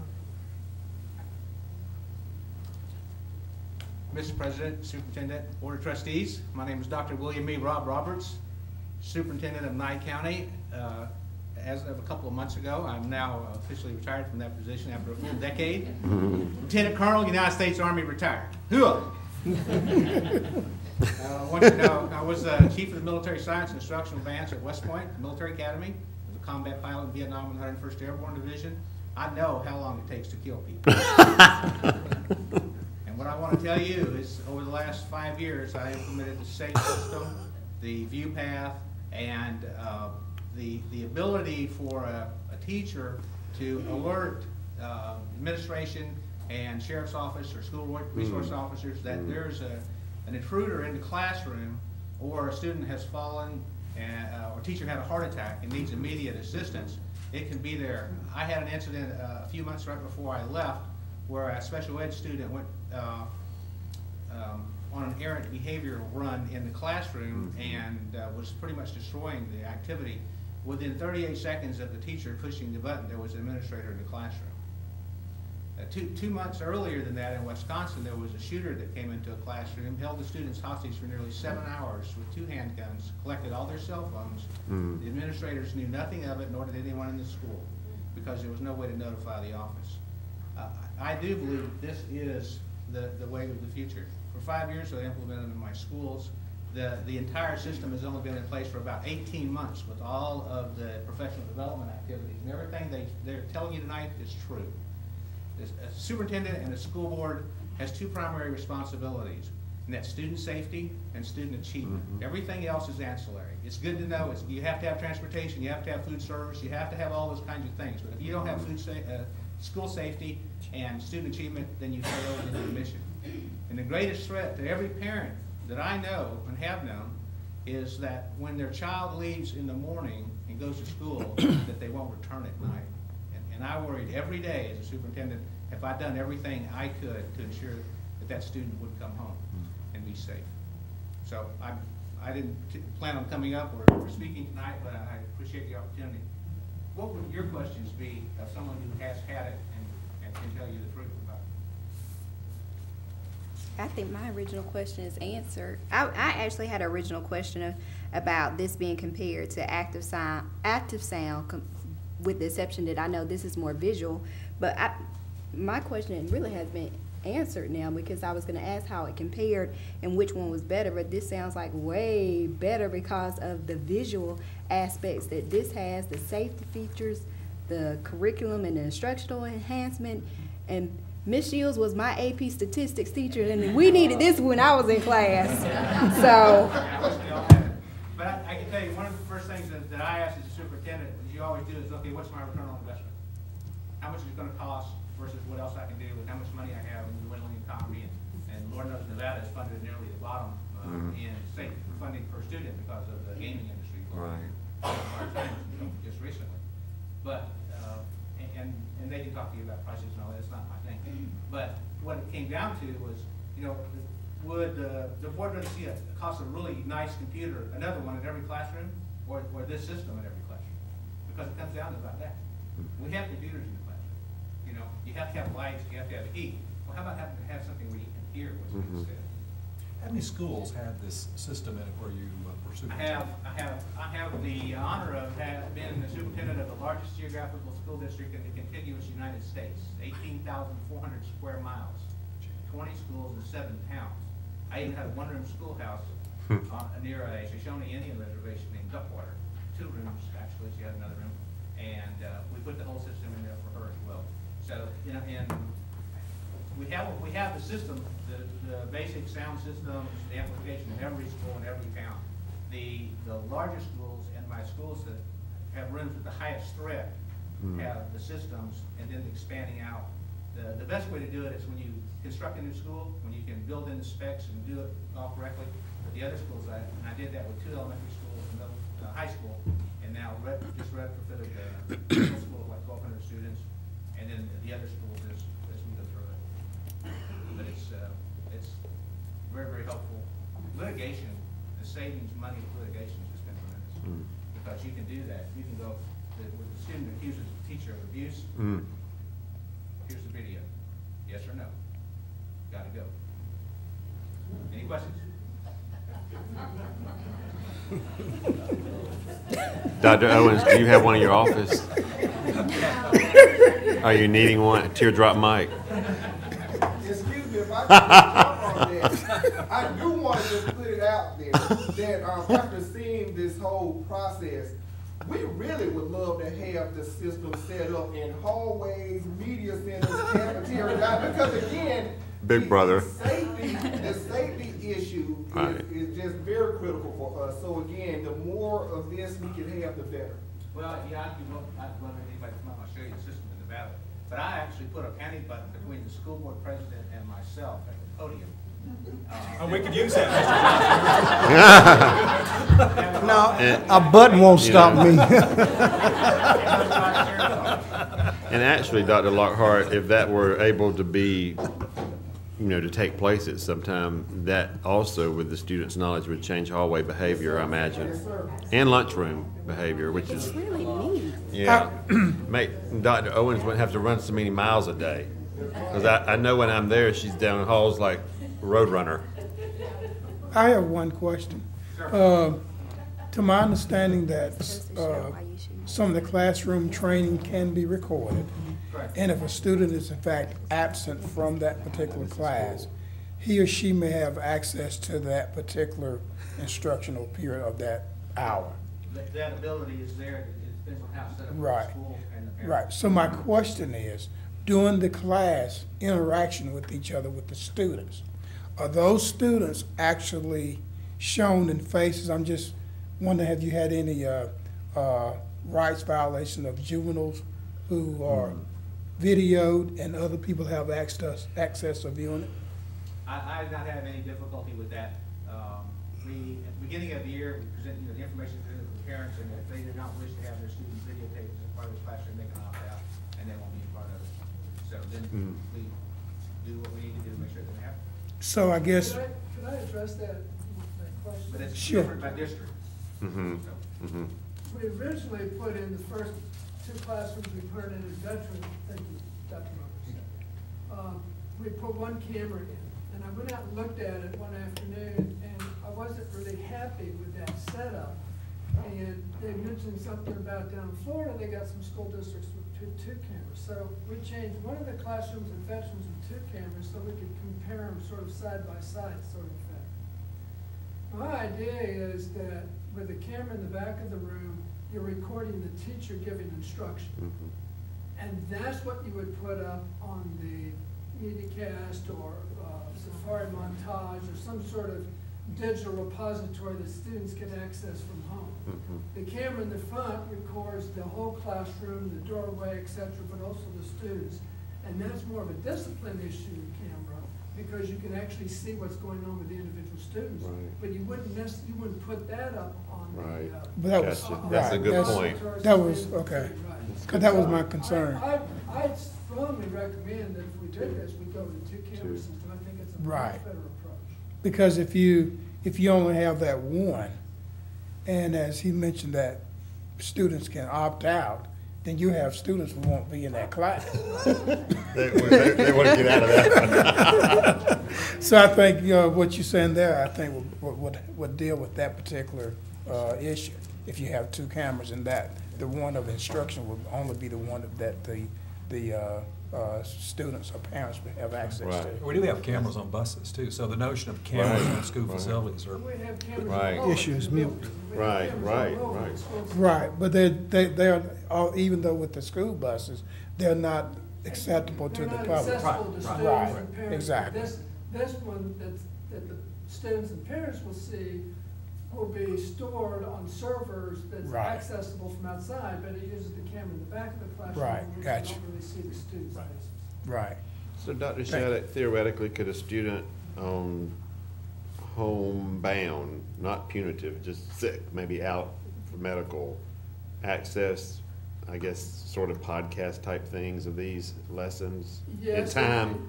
That's the whole idea. Like they mentioned the flipped classroom. Homebound. The idea is that you record every day, and I know the people at Veterans, and I'm sure the people in Newton, they schedule that camera to turn on when they arrive in the building, and it stays on all day. Wow. They record the entire lesson. Then they go back and they say, well, look at it and say, I want to save this one because it's really effective lesson. I want to make sure I review that. They delete the others so they don't take up so much storage. And then they sort of do that way, and then they take that best lesson and they'll post it on the server so that it's accessible to students. Gotcha. Any more questions? Are y'all doing that? Are you are literally doing that? Any more questions? Thank you very much, Dr. Shattuck. Thank you for the opportunity to share this information. We're glad to have it. Thank you very much. And our next item will be, we'll give you a few seconds to leave. Thank you. We all adults. Gotta get their rest. Let's move High forward. school start at 7 a.m. Go ahead if you gotta go. Go ahead. It's great for a kid that has to be out. Every time they can watch those, get the instructions. We're gonna have a 5-minute break. We're gonna take care of the restroom. I didn't take advantage of my break and watch I have to go to the restroom. I didn't take advantage of the break. It's all.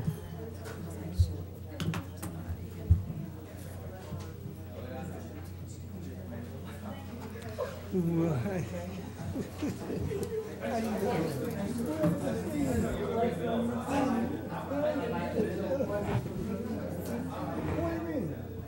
You got some chili dogs? Oh, I've been drinking this tea, so Well, glad to see you. I haven't seen you since we had the We had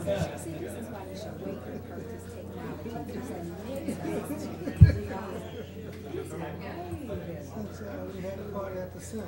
I mean, like, for by the time that I was there, we watched that. Good.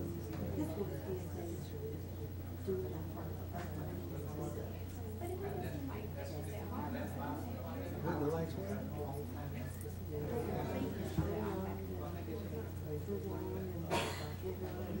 Where are you going to put it?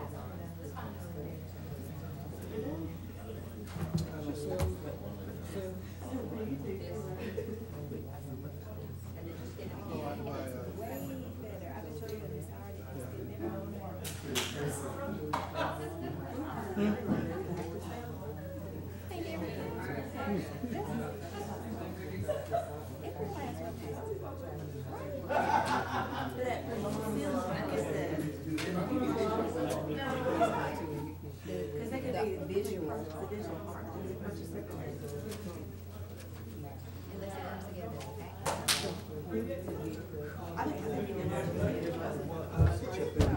Well, that's what I was trying to do, but I couldn't find it.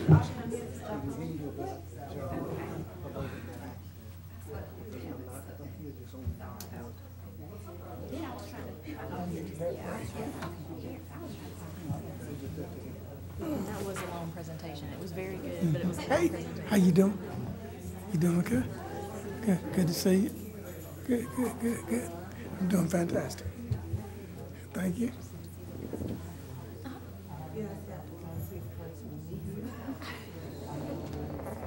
Nice to meet you.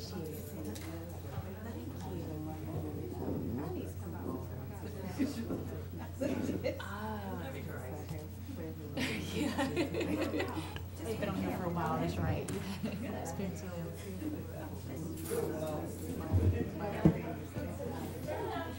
Well, this was, the whole presentation they did tonight was great. Yeah.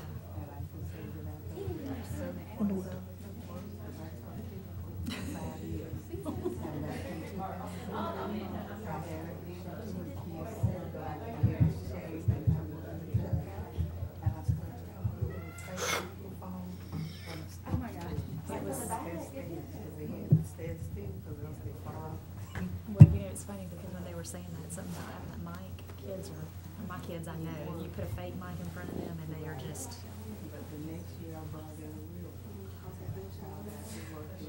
That's awesome. That's what Miss Gibson, I don't know what it is. Okay. How are you doing? Were you here for the challenge charter earlier? You weren't at 4? I thought that you were here earlier and remained behind, but we vote on that next week for Challenge Charter Academy. Yeah. Yeah. Oh, good, good. Great. Have to have Dr. West sort of explain it. Uh-huh. So are you at Newton High School? At Veterans? You do it after school? But do you use these things, this technology? Wow. That's great. Patrick is still be here because he had to work. So it's just me starting to lie. Mm-hmm. The Perry Fair is. Oh, yeah, yeah. I'm sure that it helps. It's always cold in here to me. Attention. Students pay attention, classroom management. It'll freeze me out. Oh, Well, yeah. the date is not come yet. Right. The follow-up meeting not until 10/10. Not until tomorrow. Tomorrow. I know, that's why I don't Uh-huh. understand what it, obviously. I know. When I do you see any of this technology in any of the rooms that you don't? Right. So that's what it's Yeah. about. I get Yeah, that. you tell them about this. Yeah. I guess her Yeah. point is. Good to see you. It says here that there were 3 attempts to call her. Good, good. They couldn't Yeah. get her, and she's saying that. And I guess at some point Right. there was a conversation maybe. That's great. Saying That's that great. they. Well, thanks for coming. How to raise your child. I've had enough of it personally. That's an issue for Dr. West, I think. Yeah, I think this was saying we're required to have a follow-up meeting by. Yeah. And that will be my I don't know. I don't know, that's what I said. I think that's that from us. So, I mean, programs work. We don't really understand what's going on. I'm not sure I know either, but I have to find it. Yes, thank you. You know what? If we had the system in play, we would have played with it. The teachers really are But you know very what? high This on is a good tool to do teachers' evaluations too. all of that. All of it. It's got multiple uses. So the way we fund it is through SPLOS. You know what the total cost would be? Any idea? To do every middle and high school classroom in Newton County. Every classroom, all middle, all high school. So and it's like $1 million. Okay, we can get started again, please. Hi there. How are you? How are you? Good, thank you. Thank you. You're welcome. Thank you. We're going to start on item 2. Ms. Fleur. Good evening. We have the enrollment report. We'll just start with the enrollment report as we always do each meeting. The fiscal year 12 enrollment was 19,212 students. This current enrollment compared to last year, fiscal 12, is 19,142 students for a difference of 70 students. So what that means is that we have only 70 fewer students this year than we had last year at this same time.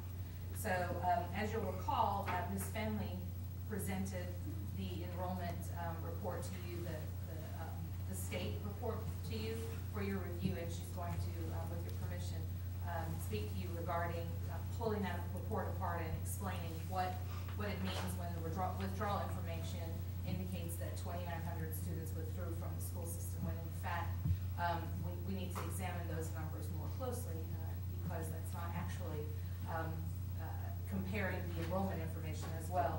And as you can clearly see, only 70 students, there's only a difference of 70 students from last year to this year. So we want to take you through that as we intended to do when we presented the information last week. Thank you. Good evening. Good evening. Thank you for allowing me. I promise I won't take a long time. But I do some things about withdrawals here. There we go. Okay. As Ms. Ferry stated, 19,142 students is our current enrollment. The withdrawal report from the Department of Education for 2011-2012 indicates that we had approximately 2,912 students withdraw from the school system. They did not leave Newton County schools. Let me make sure we get that clear. We did not have 2,912 students leave Newton County schools. Anytime a student leaves a school for any type of reason, it is reported as a withdrawal code to the state. If I leave and go to Livingston Elementary School, I count as one withdrawal. If I stay at Livingston a month and then I go to Herd Mixon, I'm counted again as a second withdrawal, although I'm still in the system. So, I keep hitting that, don't I? Okay. One thing I want to make sure that you understand, there's several places to get the data. And one of the most important things is to make sure that when you're comparing data, you're using the same report or your numbers are going to be skewed. The primary places that we obtain data are twofold. Number one, we have to report to the Georgia Department of Education every October and March our FTE count. And also at the end of the year, it's a comprehensive student report for the entire school year that consists of all of your enrollments, your withdrawals, your course data, demographic data, all of those kinds of things. So those are the three primary DOE reports that we obtain data from.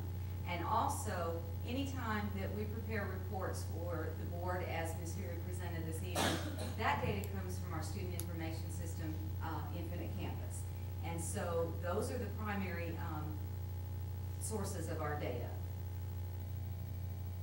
Again, like I said, it's extremely important if you look at the DOE end-of-year report for 2011-2012 to get an accurate comparison. You must look at that same report for previous years the numbers are not going to reflect the changes. Let's take a look. What I did is I pulled student enrollment end of the year for 4 school years. 2008, 2009, we ended that school year with 19,010 students. 9-10, we had 19,345 students. 10-11, 19,107 students. 11-12, 18,817 students. And that is obtained from the end of the year report student record data. Again, not to belabor the point, but I do want to make sure you understand we have not lost a significant number of students. We are 70 fewer students today than we were this time last year. The 2011-12 withdrawal report, although it indicates the 2,912 withdrawals, they are actually an entry for each movement into or out of our system. There are 2 reports, the withdrawal report, the enrollment report. 2 separate ones. One doesn't reflect the other. And again, that doesn't mean that it's a decreased overall student loss, it's simply movement. Withdrawal codes are reported to the Department of Education via the student record report at the end of each school year. Specific written documentation is required by the Department of Education when you withdraw a student, and the documentation that you can use when withdrawing that student is determined by what documentation you have. Withdrawal codes are entered again each time a student exits a Newton County school for any reason. I just tried to put up here some frequently used withdrawal codes. These are the most frequent used in our system. E for expelled, and you'll notice red. The red codes indicate a dropout code. The only time a student is coded as expelled is when they do not have the option to enroll in our alternative school program, or they have the option but choose not to enroll. If they are given the option to attend ombudsman, it is not recorded as an expulsion. The next one, graduation. All of our graduates from the 3 high schools have a withdrawal code.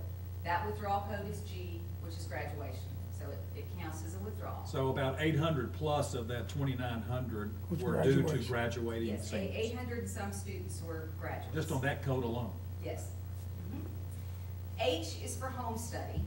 The Department of Education recently changed how they collect documentation for that. Prior to this school year, the Student Services Department kept the records for the Declaration of Intents and the monthly attendance forms. As of July 1st, the Department of Education is now collecting that data. J is you're transferred out of country. K is transferred to private school. You'll notice O, adult education post-secondary, is red. It's considered a dropout statistic. You may have students that come into the school system from various places due to their age, their lack of credits. They are not going to be able to graduate from the Newton County school system by the time they reach the age of majority. So it really is in their best interest for them to receive some guidance and perhaps transfer somewhere else. When we do that, it may be in the best interest of a student, but it is still recorded as a dropout for our school system. T is transferred to another Georgia public school, and I'll talk about that in just a second. And the W is for students that are transferred within Newton County. U is for unknown, and I will explain that in a little bit more detail in the next couple of slides. I put this in there. You will notice this is the dropout versus non-dropout trend from 2006 to 2012. And you will notice that there's an increase right in here from 5% to 9% from 2010-2011. And you may ask why.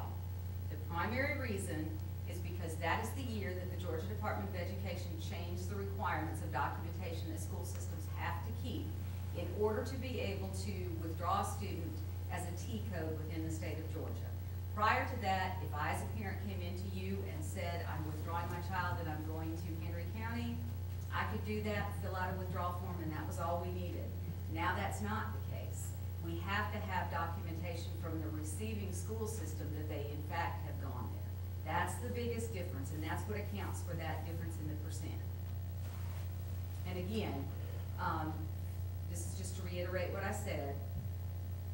And the primary difference, although there are some other factors that relate to dropouts, the biggest majority of that change is due to the fact that you have to have on record documentation of the receiving school. Can you go back one slide, please, ma'am? These numbers here, do they represent grades what? K through 12. K through 12, Yes, okay.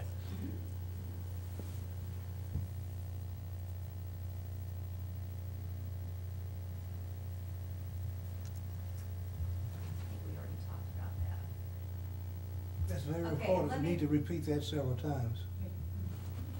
I just want to make sure we understand. Well, that's why I say I think it's this. Okay, let me give you an example, and I think I did that a little earlier. We have a parent that comes in, fills out a withdrawal form. Historically, what the school systems did, especially in the high school level, they would give a packet of information to the parent, making it easier for them to withdraw and enroll in the receiving school. They would take one packet of information to that receiving school, and really that school system would not have a need to contact us because everything was there. Because of these changes in this requirement, we are no longer doing that. We've sort of altered our withdrawal process where we do give them a withdrawal form and some basic information, but the school systems have to contact us for assessment data, for withdrawal grades, those kinds of things. And that's the primary reason, so we have that information. We don't have to use a dropout code. Initially, let's say you have this child that comes to you in September and decides to move to Henry County. You can withdraw that child as a T code. You have all year long for that child to enter somewhere in the state of Georgia. When it comes time to student record at the end of the year, lo and behold, when we submit our report, we get an error that says, little Johnny didn't go anywhere in the state of Georgia. So we may think it is a transfer in the state of Georgia, but once we submit that report, if the DOE can't reference that student has enrolled anywhere, we have to change that to you. That's the biggest change for the elementary school students. You said elementary, it's not for the high school. It's for all students. Okay. Prior to that, we did not use dropout codes for withdrawals for elementary school students. Now we have to do that. And you may say, well, how did these kids leave and it's not known where they leave? It's not very often that we have that happen, but we have people move. We have, homeless students that come in and may leave, and truly, we don't have any idea where they've gone. They don't enroll in another Georgia school, and we don't hear from those people again. And I can say that the administrators have done an excellent job working with the registrars of even contacting parents, relatives, grandparents, neighbors, and have been able to find some of these kids so that doesn't affect not only our dropout statistics, but the cohort data.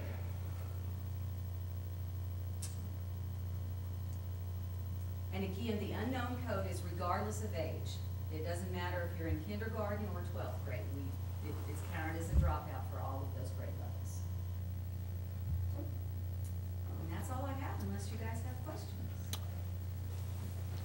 I have one. If you count grades, high school grade, and you use the red codes, the E, the O, and the U, do you happen to know what those numbers may be? That's part of my question. My second question, are those red codes are the ones that has to be reported to the state for our count? Yes. Those three red, let me answer first. The red dropout codes are three of several dropout codes. Let's say you have a student that gets married. You withdraw them to marriage, that's considered a dropout. That very rarely occurs for us, but we may have one or two students. But the primary reasons that affect our dropout statistics are those three codes in red. And I guess my reason for asking that question is because that would definitely have an effect upon our dropout rate, because those numbers we have no control over. They're dictated as to how they're counted by the state.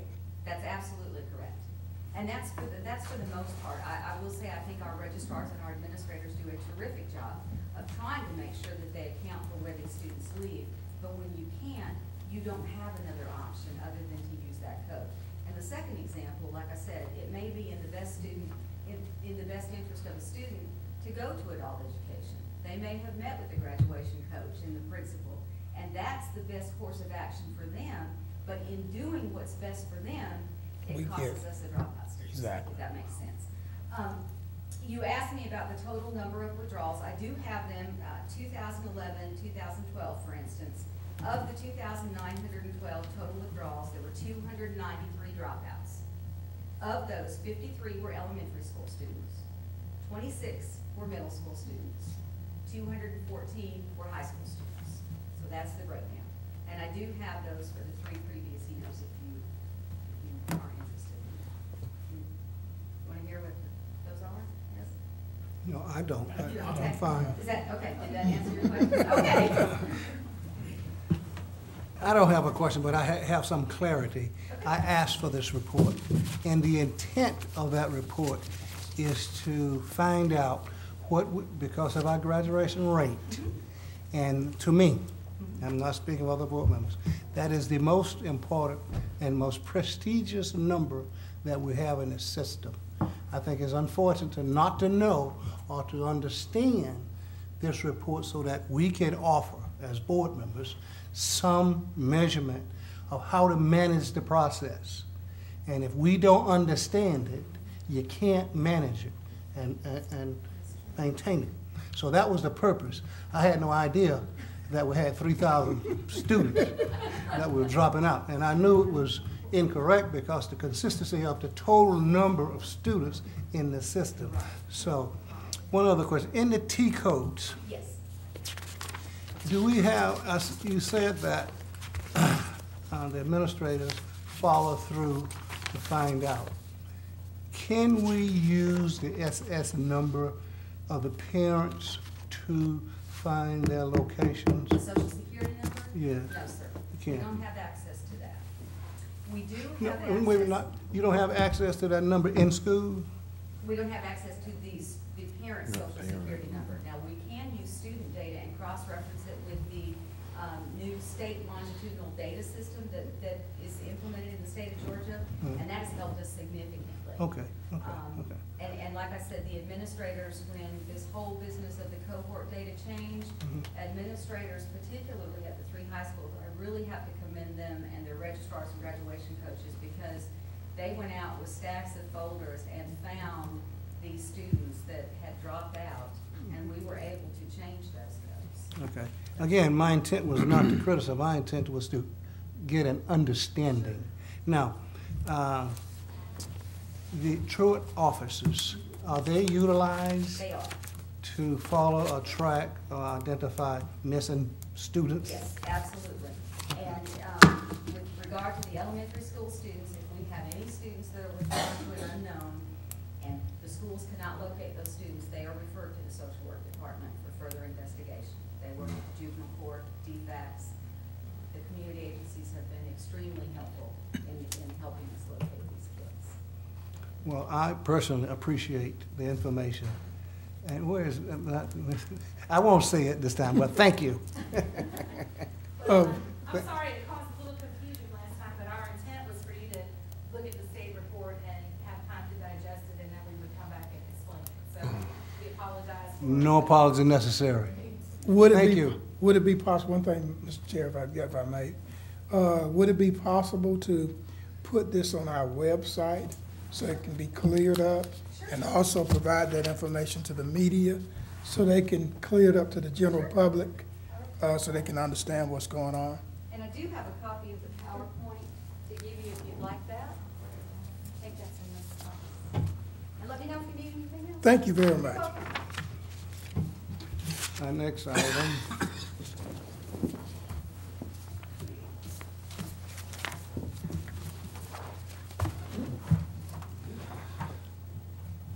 Our next item, old business. We have item A and B. That is for Dr. Matthews. And these policies will be under review until voted on a week from today. Week from today? Right. Okay, we'll wait on those two. Okay. The next item would be item B, That is Dr. Carpenter.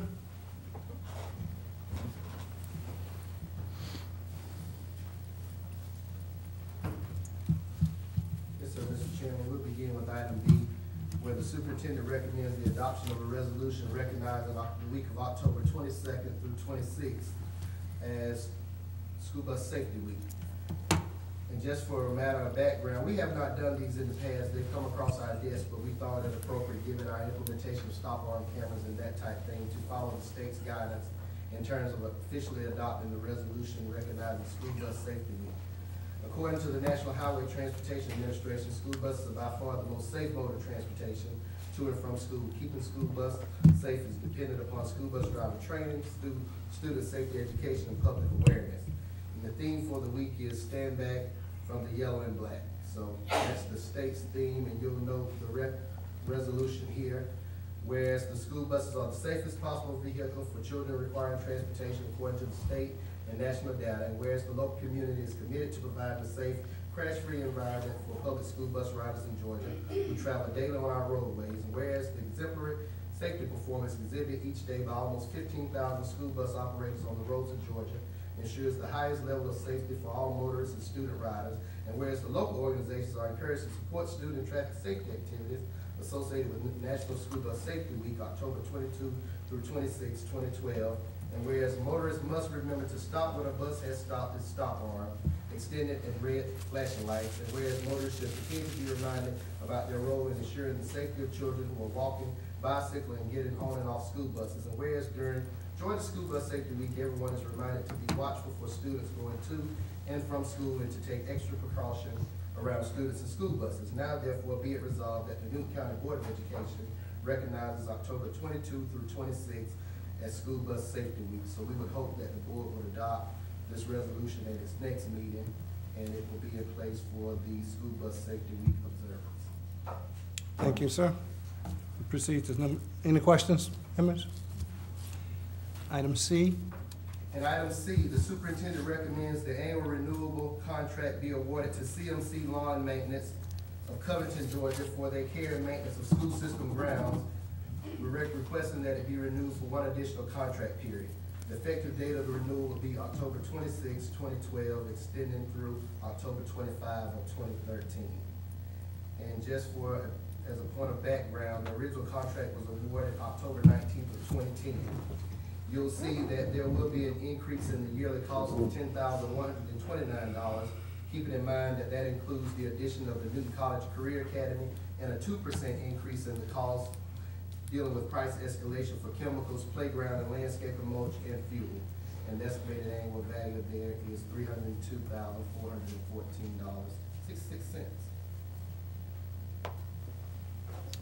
Any questions, members? Next item, Dr. Carver.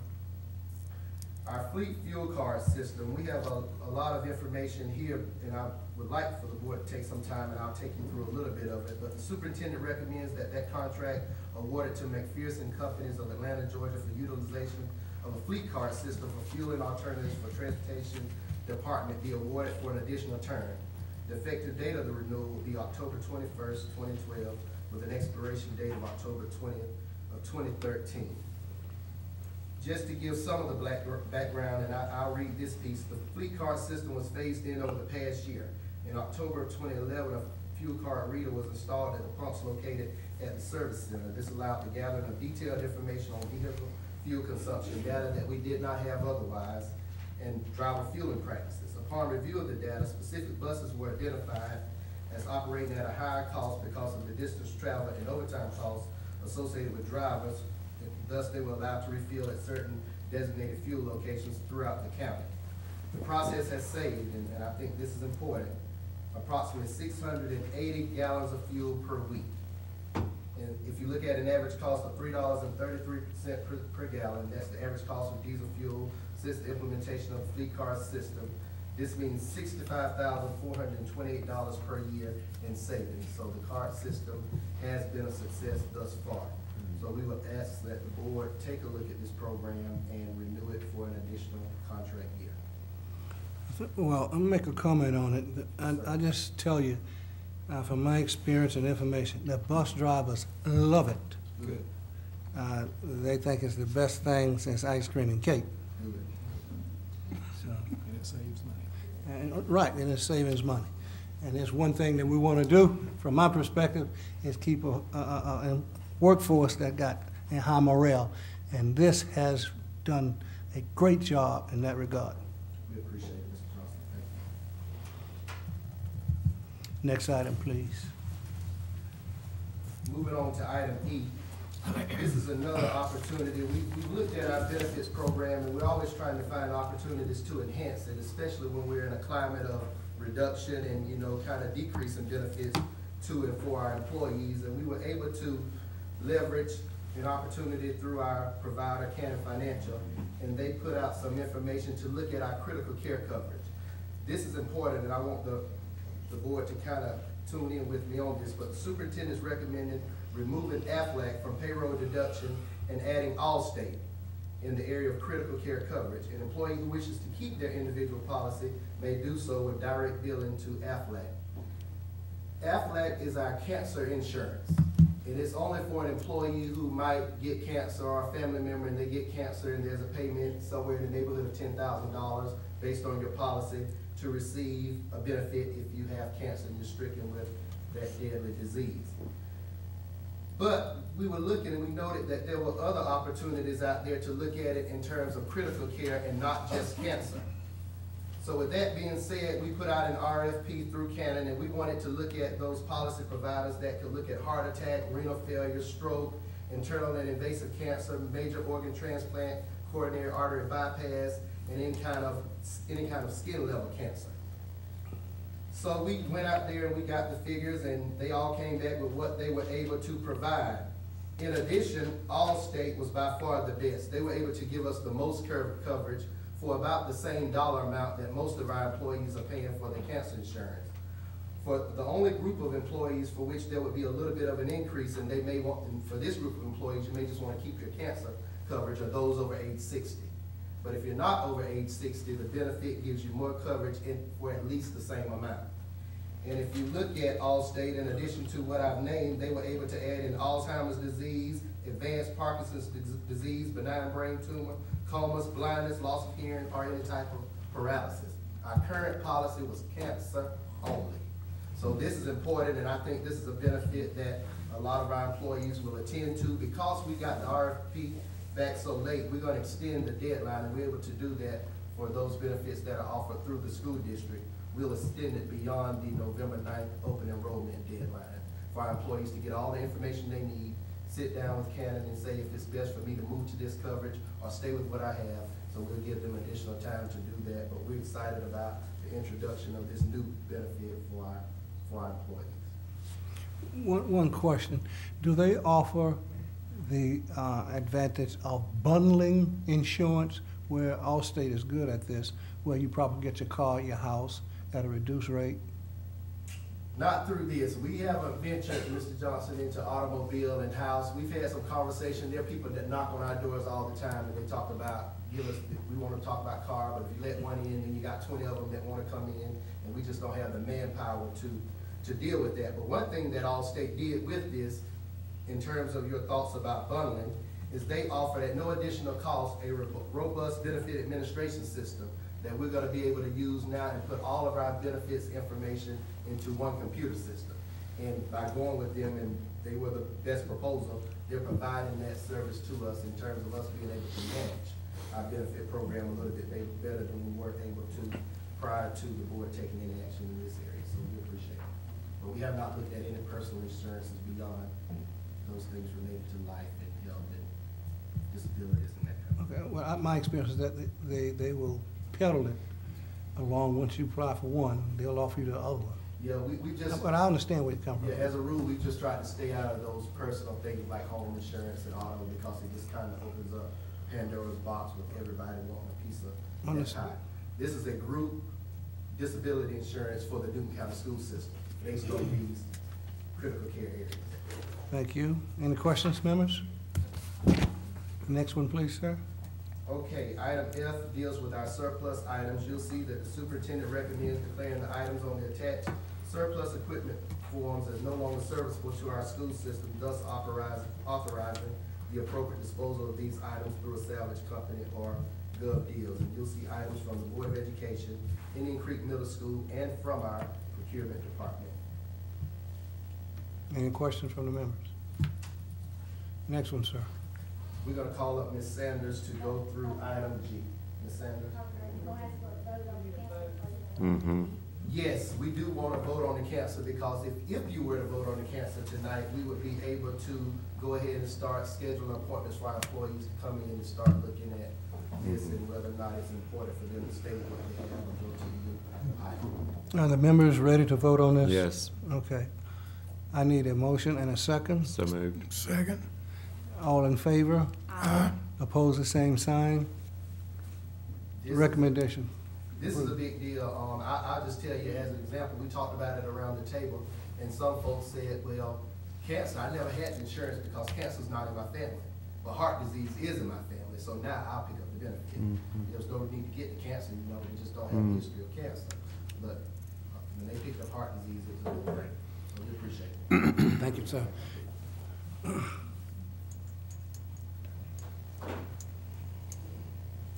Good evening, Mr. Chairman, Board, and Dr. Matthews.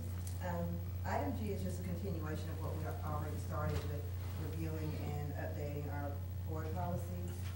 In item G, the superintendent recommends the adoption of the Board of Education policies in policy section G, per the chart that you've been provided, and it follows your memorandum.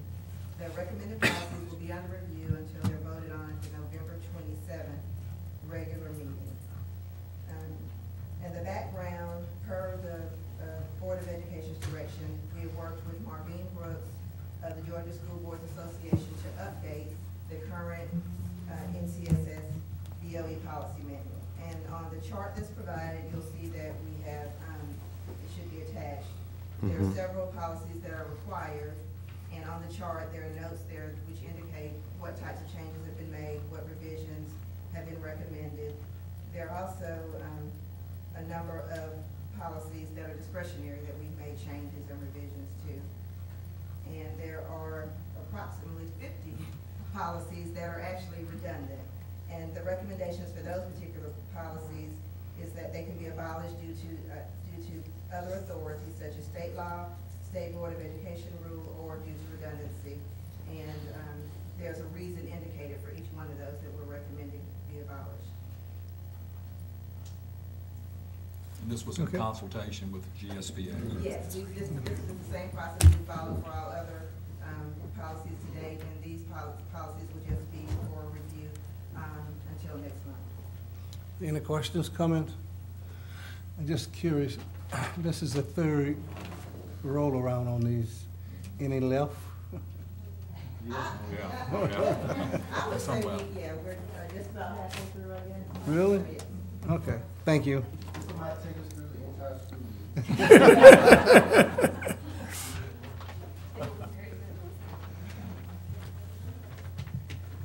But it's been a very worthwhile process. I can we see. have learned a lot in going through it. Dr. West, please. Good evening. The superintendent recommends the approval of an agreement with the Newton County School System and ACR Speaking Dimensions to provide speech therapy services to students. Background is, this is an individual who works through a contract, and her company is called the ACR Speaking Dimensions. We did have a speech therapist leave already this year, and so we're replacing these services with this. Questions? Any questions, anyone? Thank you kindly. Okay, item I, Dr. Matthews. Thank you, Mr. Chairman. Board members, you heard the presentation tonight of the Challenge Charter Renewal Petition. And no later than Friday of this week, I'll have a written recommendation to you, which you can act on at your pleasure this coming Tuesday, October 16th. Okay. Dr. Matthews, next item. Ladies and gentlemen of the board, I recommend that you approve items as presented in executive session this evening. So moved. Second. we get good at this. All in favor? Aye. Motion carried. The next item is other matters of interest. Anyone got? Yeah, Mr. Chair, I have one. I had a conversation with someone who's responsible for putting the meetings on a charter TV station. And they mentioned that they would do it for us. And I think it's important that we get our meetings and other information out to the public by all means that's available to us. And this is to you, Dr. Shatter. He mentioned that all he would need was a DVD of our recorded meetings and talk with you or Dr. Matthews as to what time you would that you would like to have it placed on there, and it would be no cost.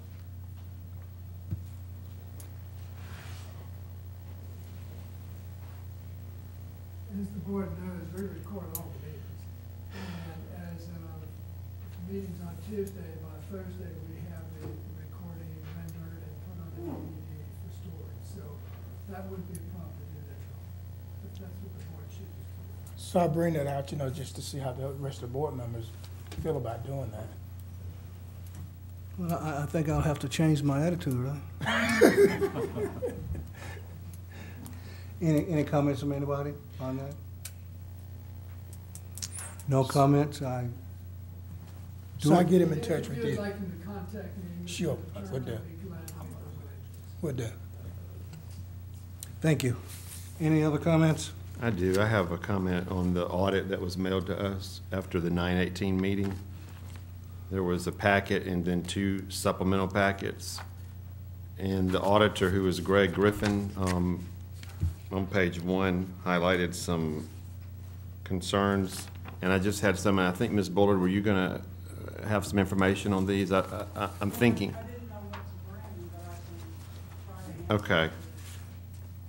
Well, there were 2 supplementals, and I thought I emailed that it was a supplemental packet that I was interested in. I didn't. Well, you didn't email me specific questions. Well, I can try to answer. out of 5 recommendations, there are 2 that I wanted to find out what was going on. The first one states that one of the recommendations, it states that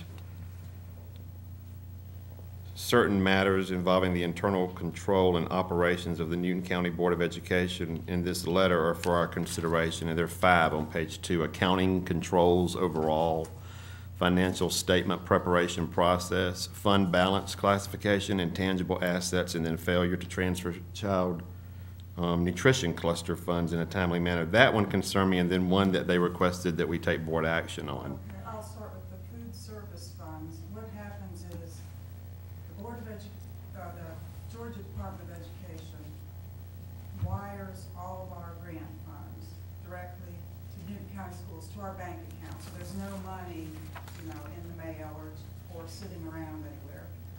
And what happens is the bookkeepers are responsible for transferring food service funds to them. Mm-hmm. Well, we had a new school food book service. It's been a long day. Exactly. A new school food service bookkeeper, and they failed to get it coordinated. We don't know when those funds are wired, so they kind of have to watch the bank account. Okay. But the money was in the general fund bank account. It was not used for anything else. It was just that they like you to get it to food service as soon as possible. And it didn't happen that month. And they used the So, term in the past in a timely manner. Right. They didn't define it. So this time around, they told us that we need to at least check for it once a week. So we're in the process. Okay. Well, that's the process we implemented. But is he correct in stating 23 business days lapsed before the CNC cluster funds were deposited? That probably did, but the control we have is that we reconcile our bank statements every month, so it wouldn't go more than a month. But Okay.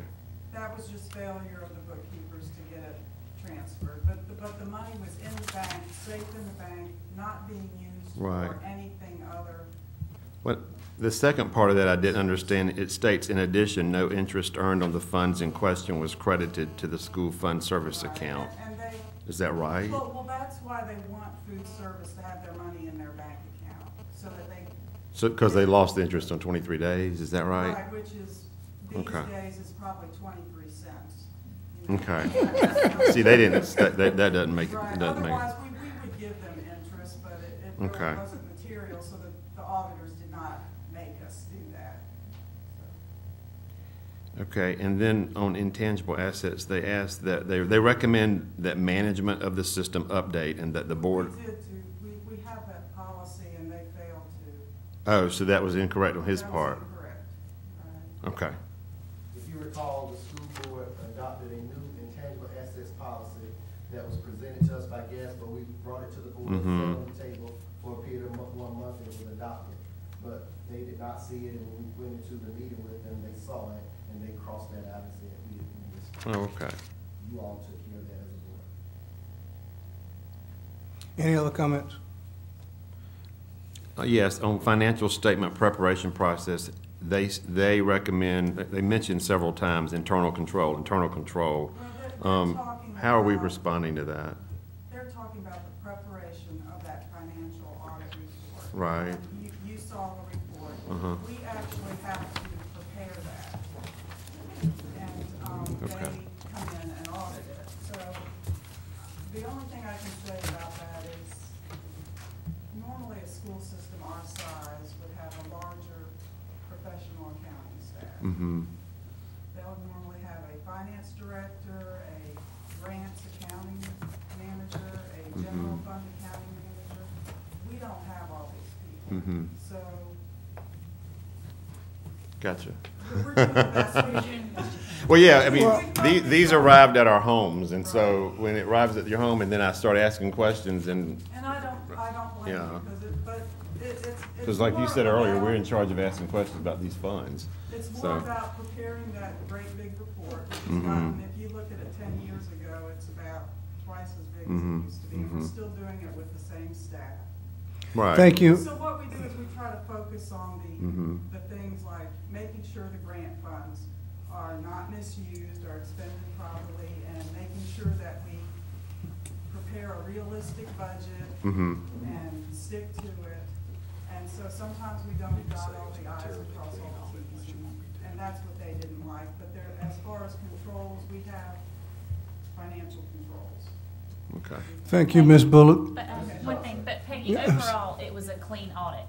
It was an unqualified audit with no findings. That was my understanding. Thank you. Thank you very much for your continued outstanding job. Anything else? Anybody?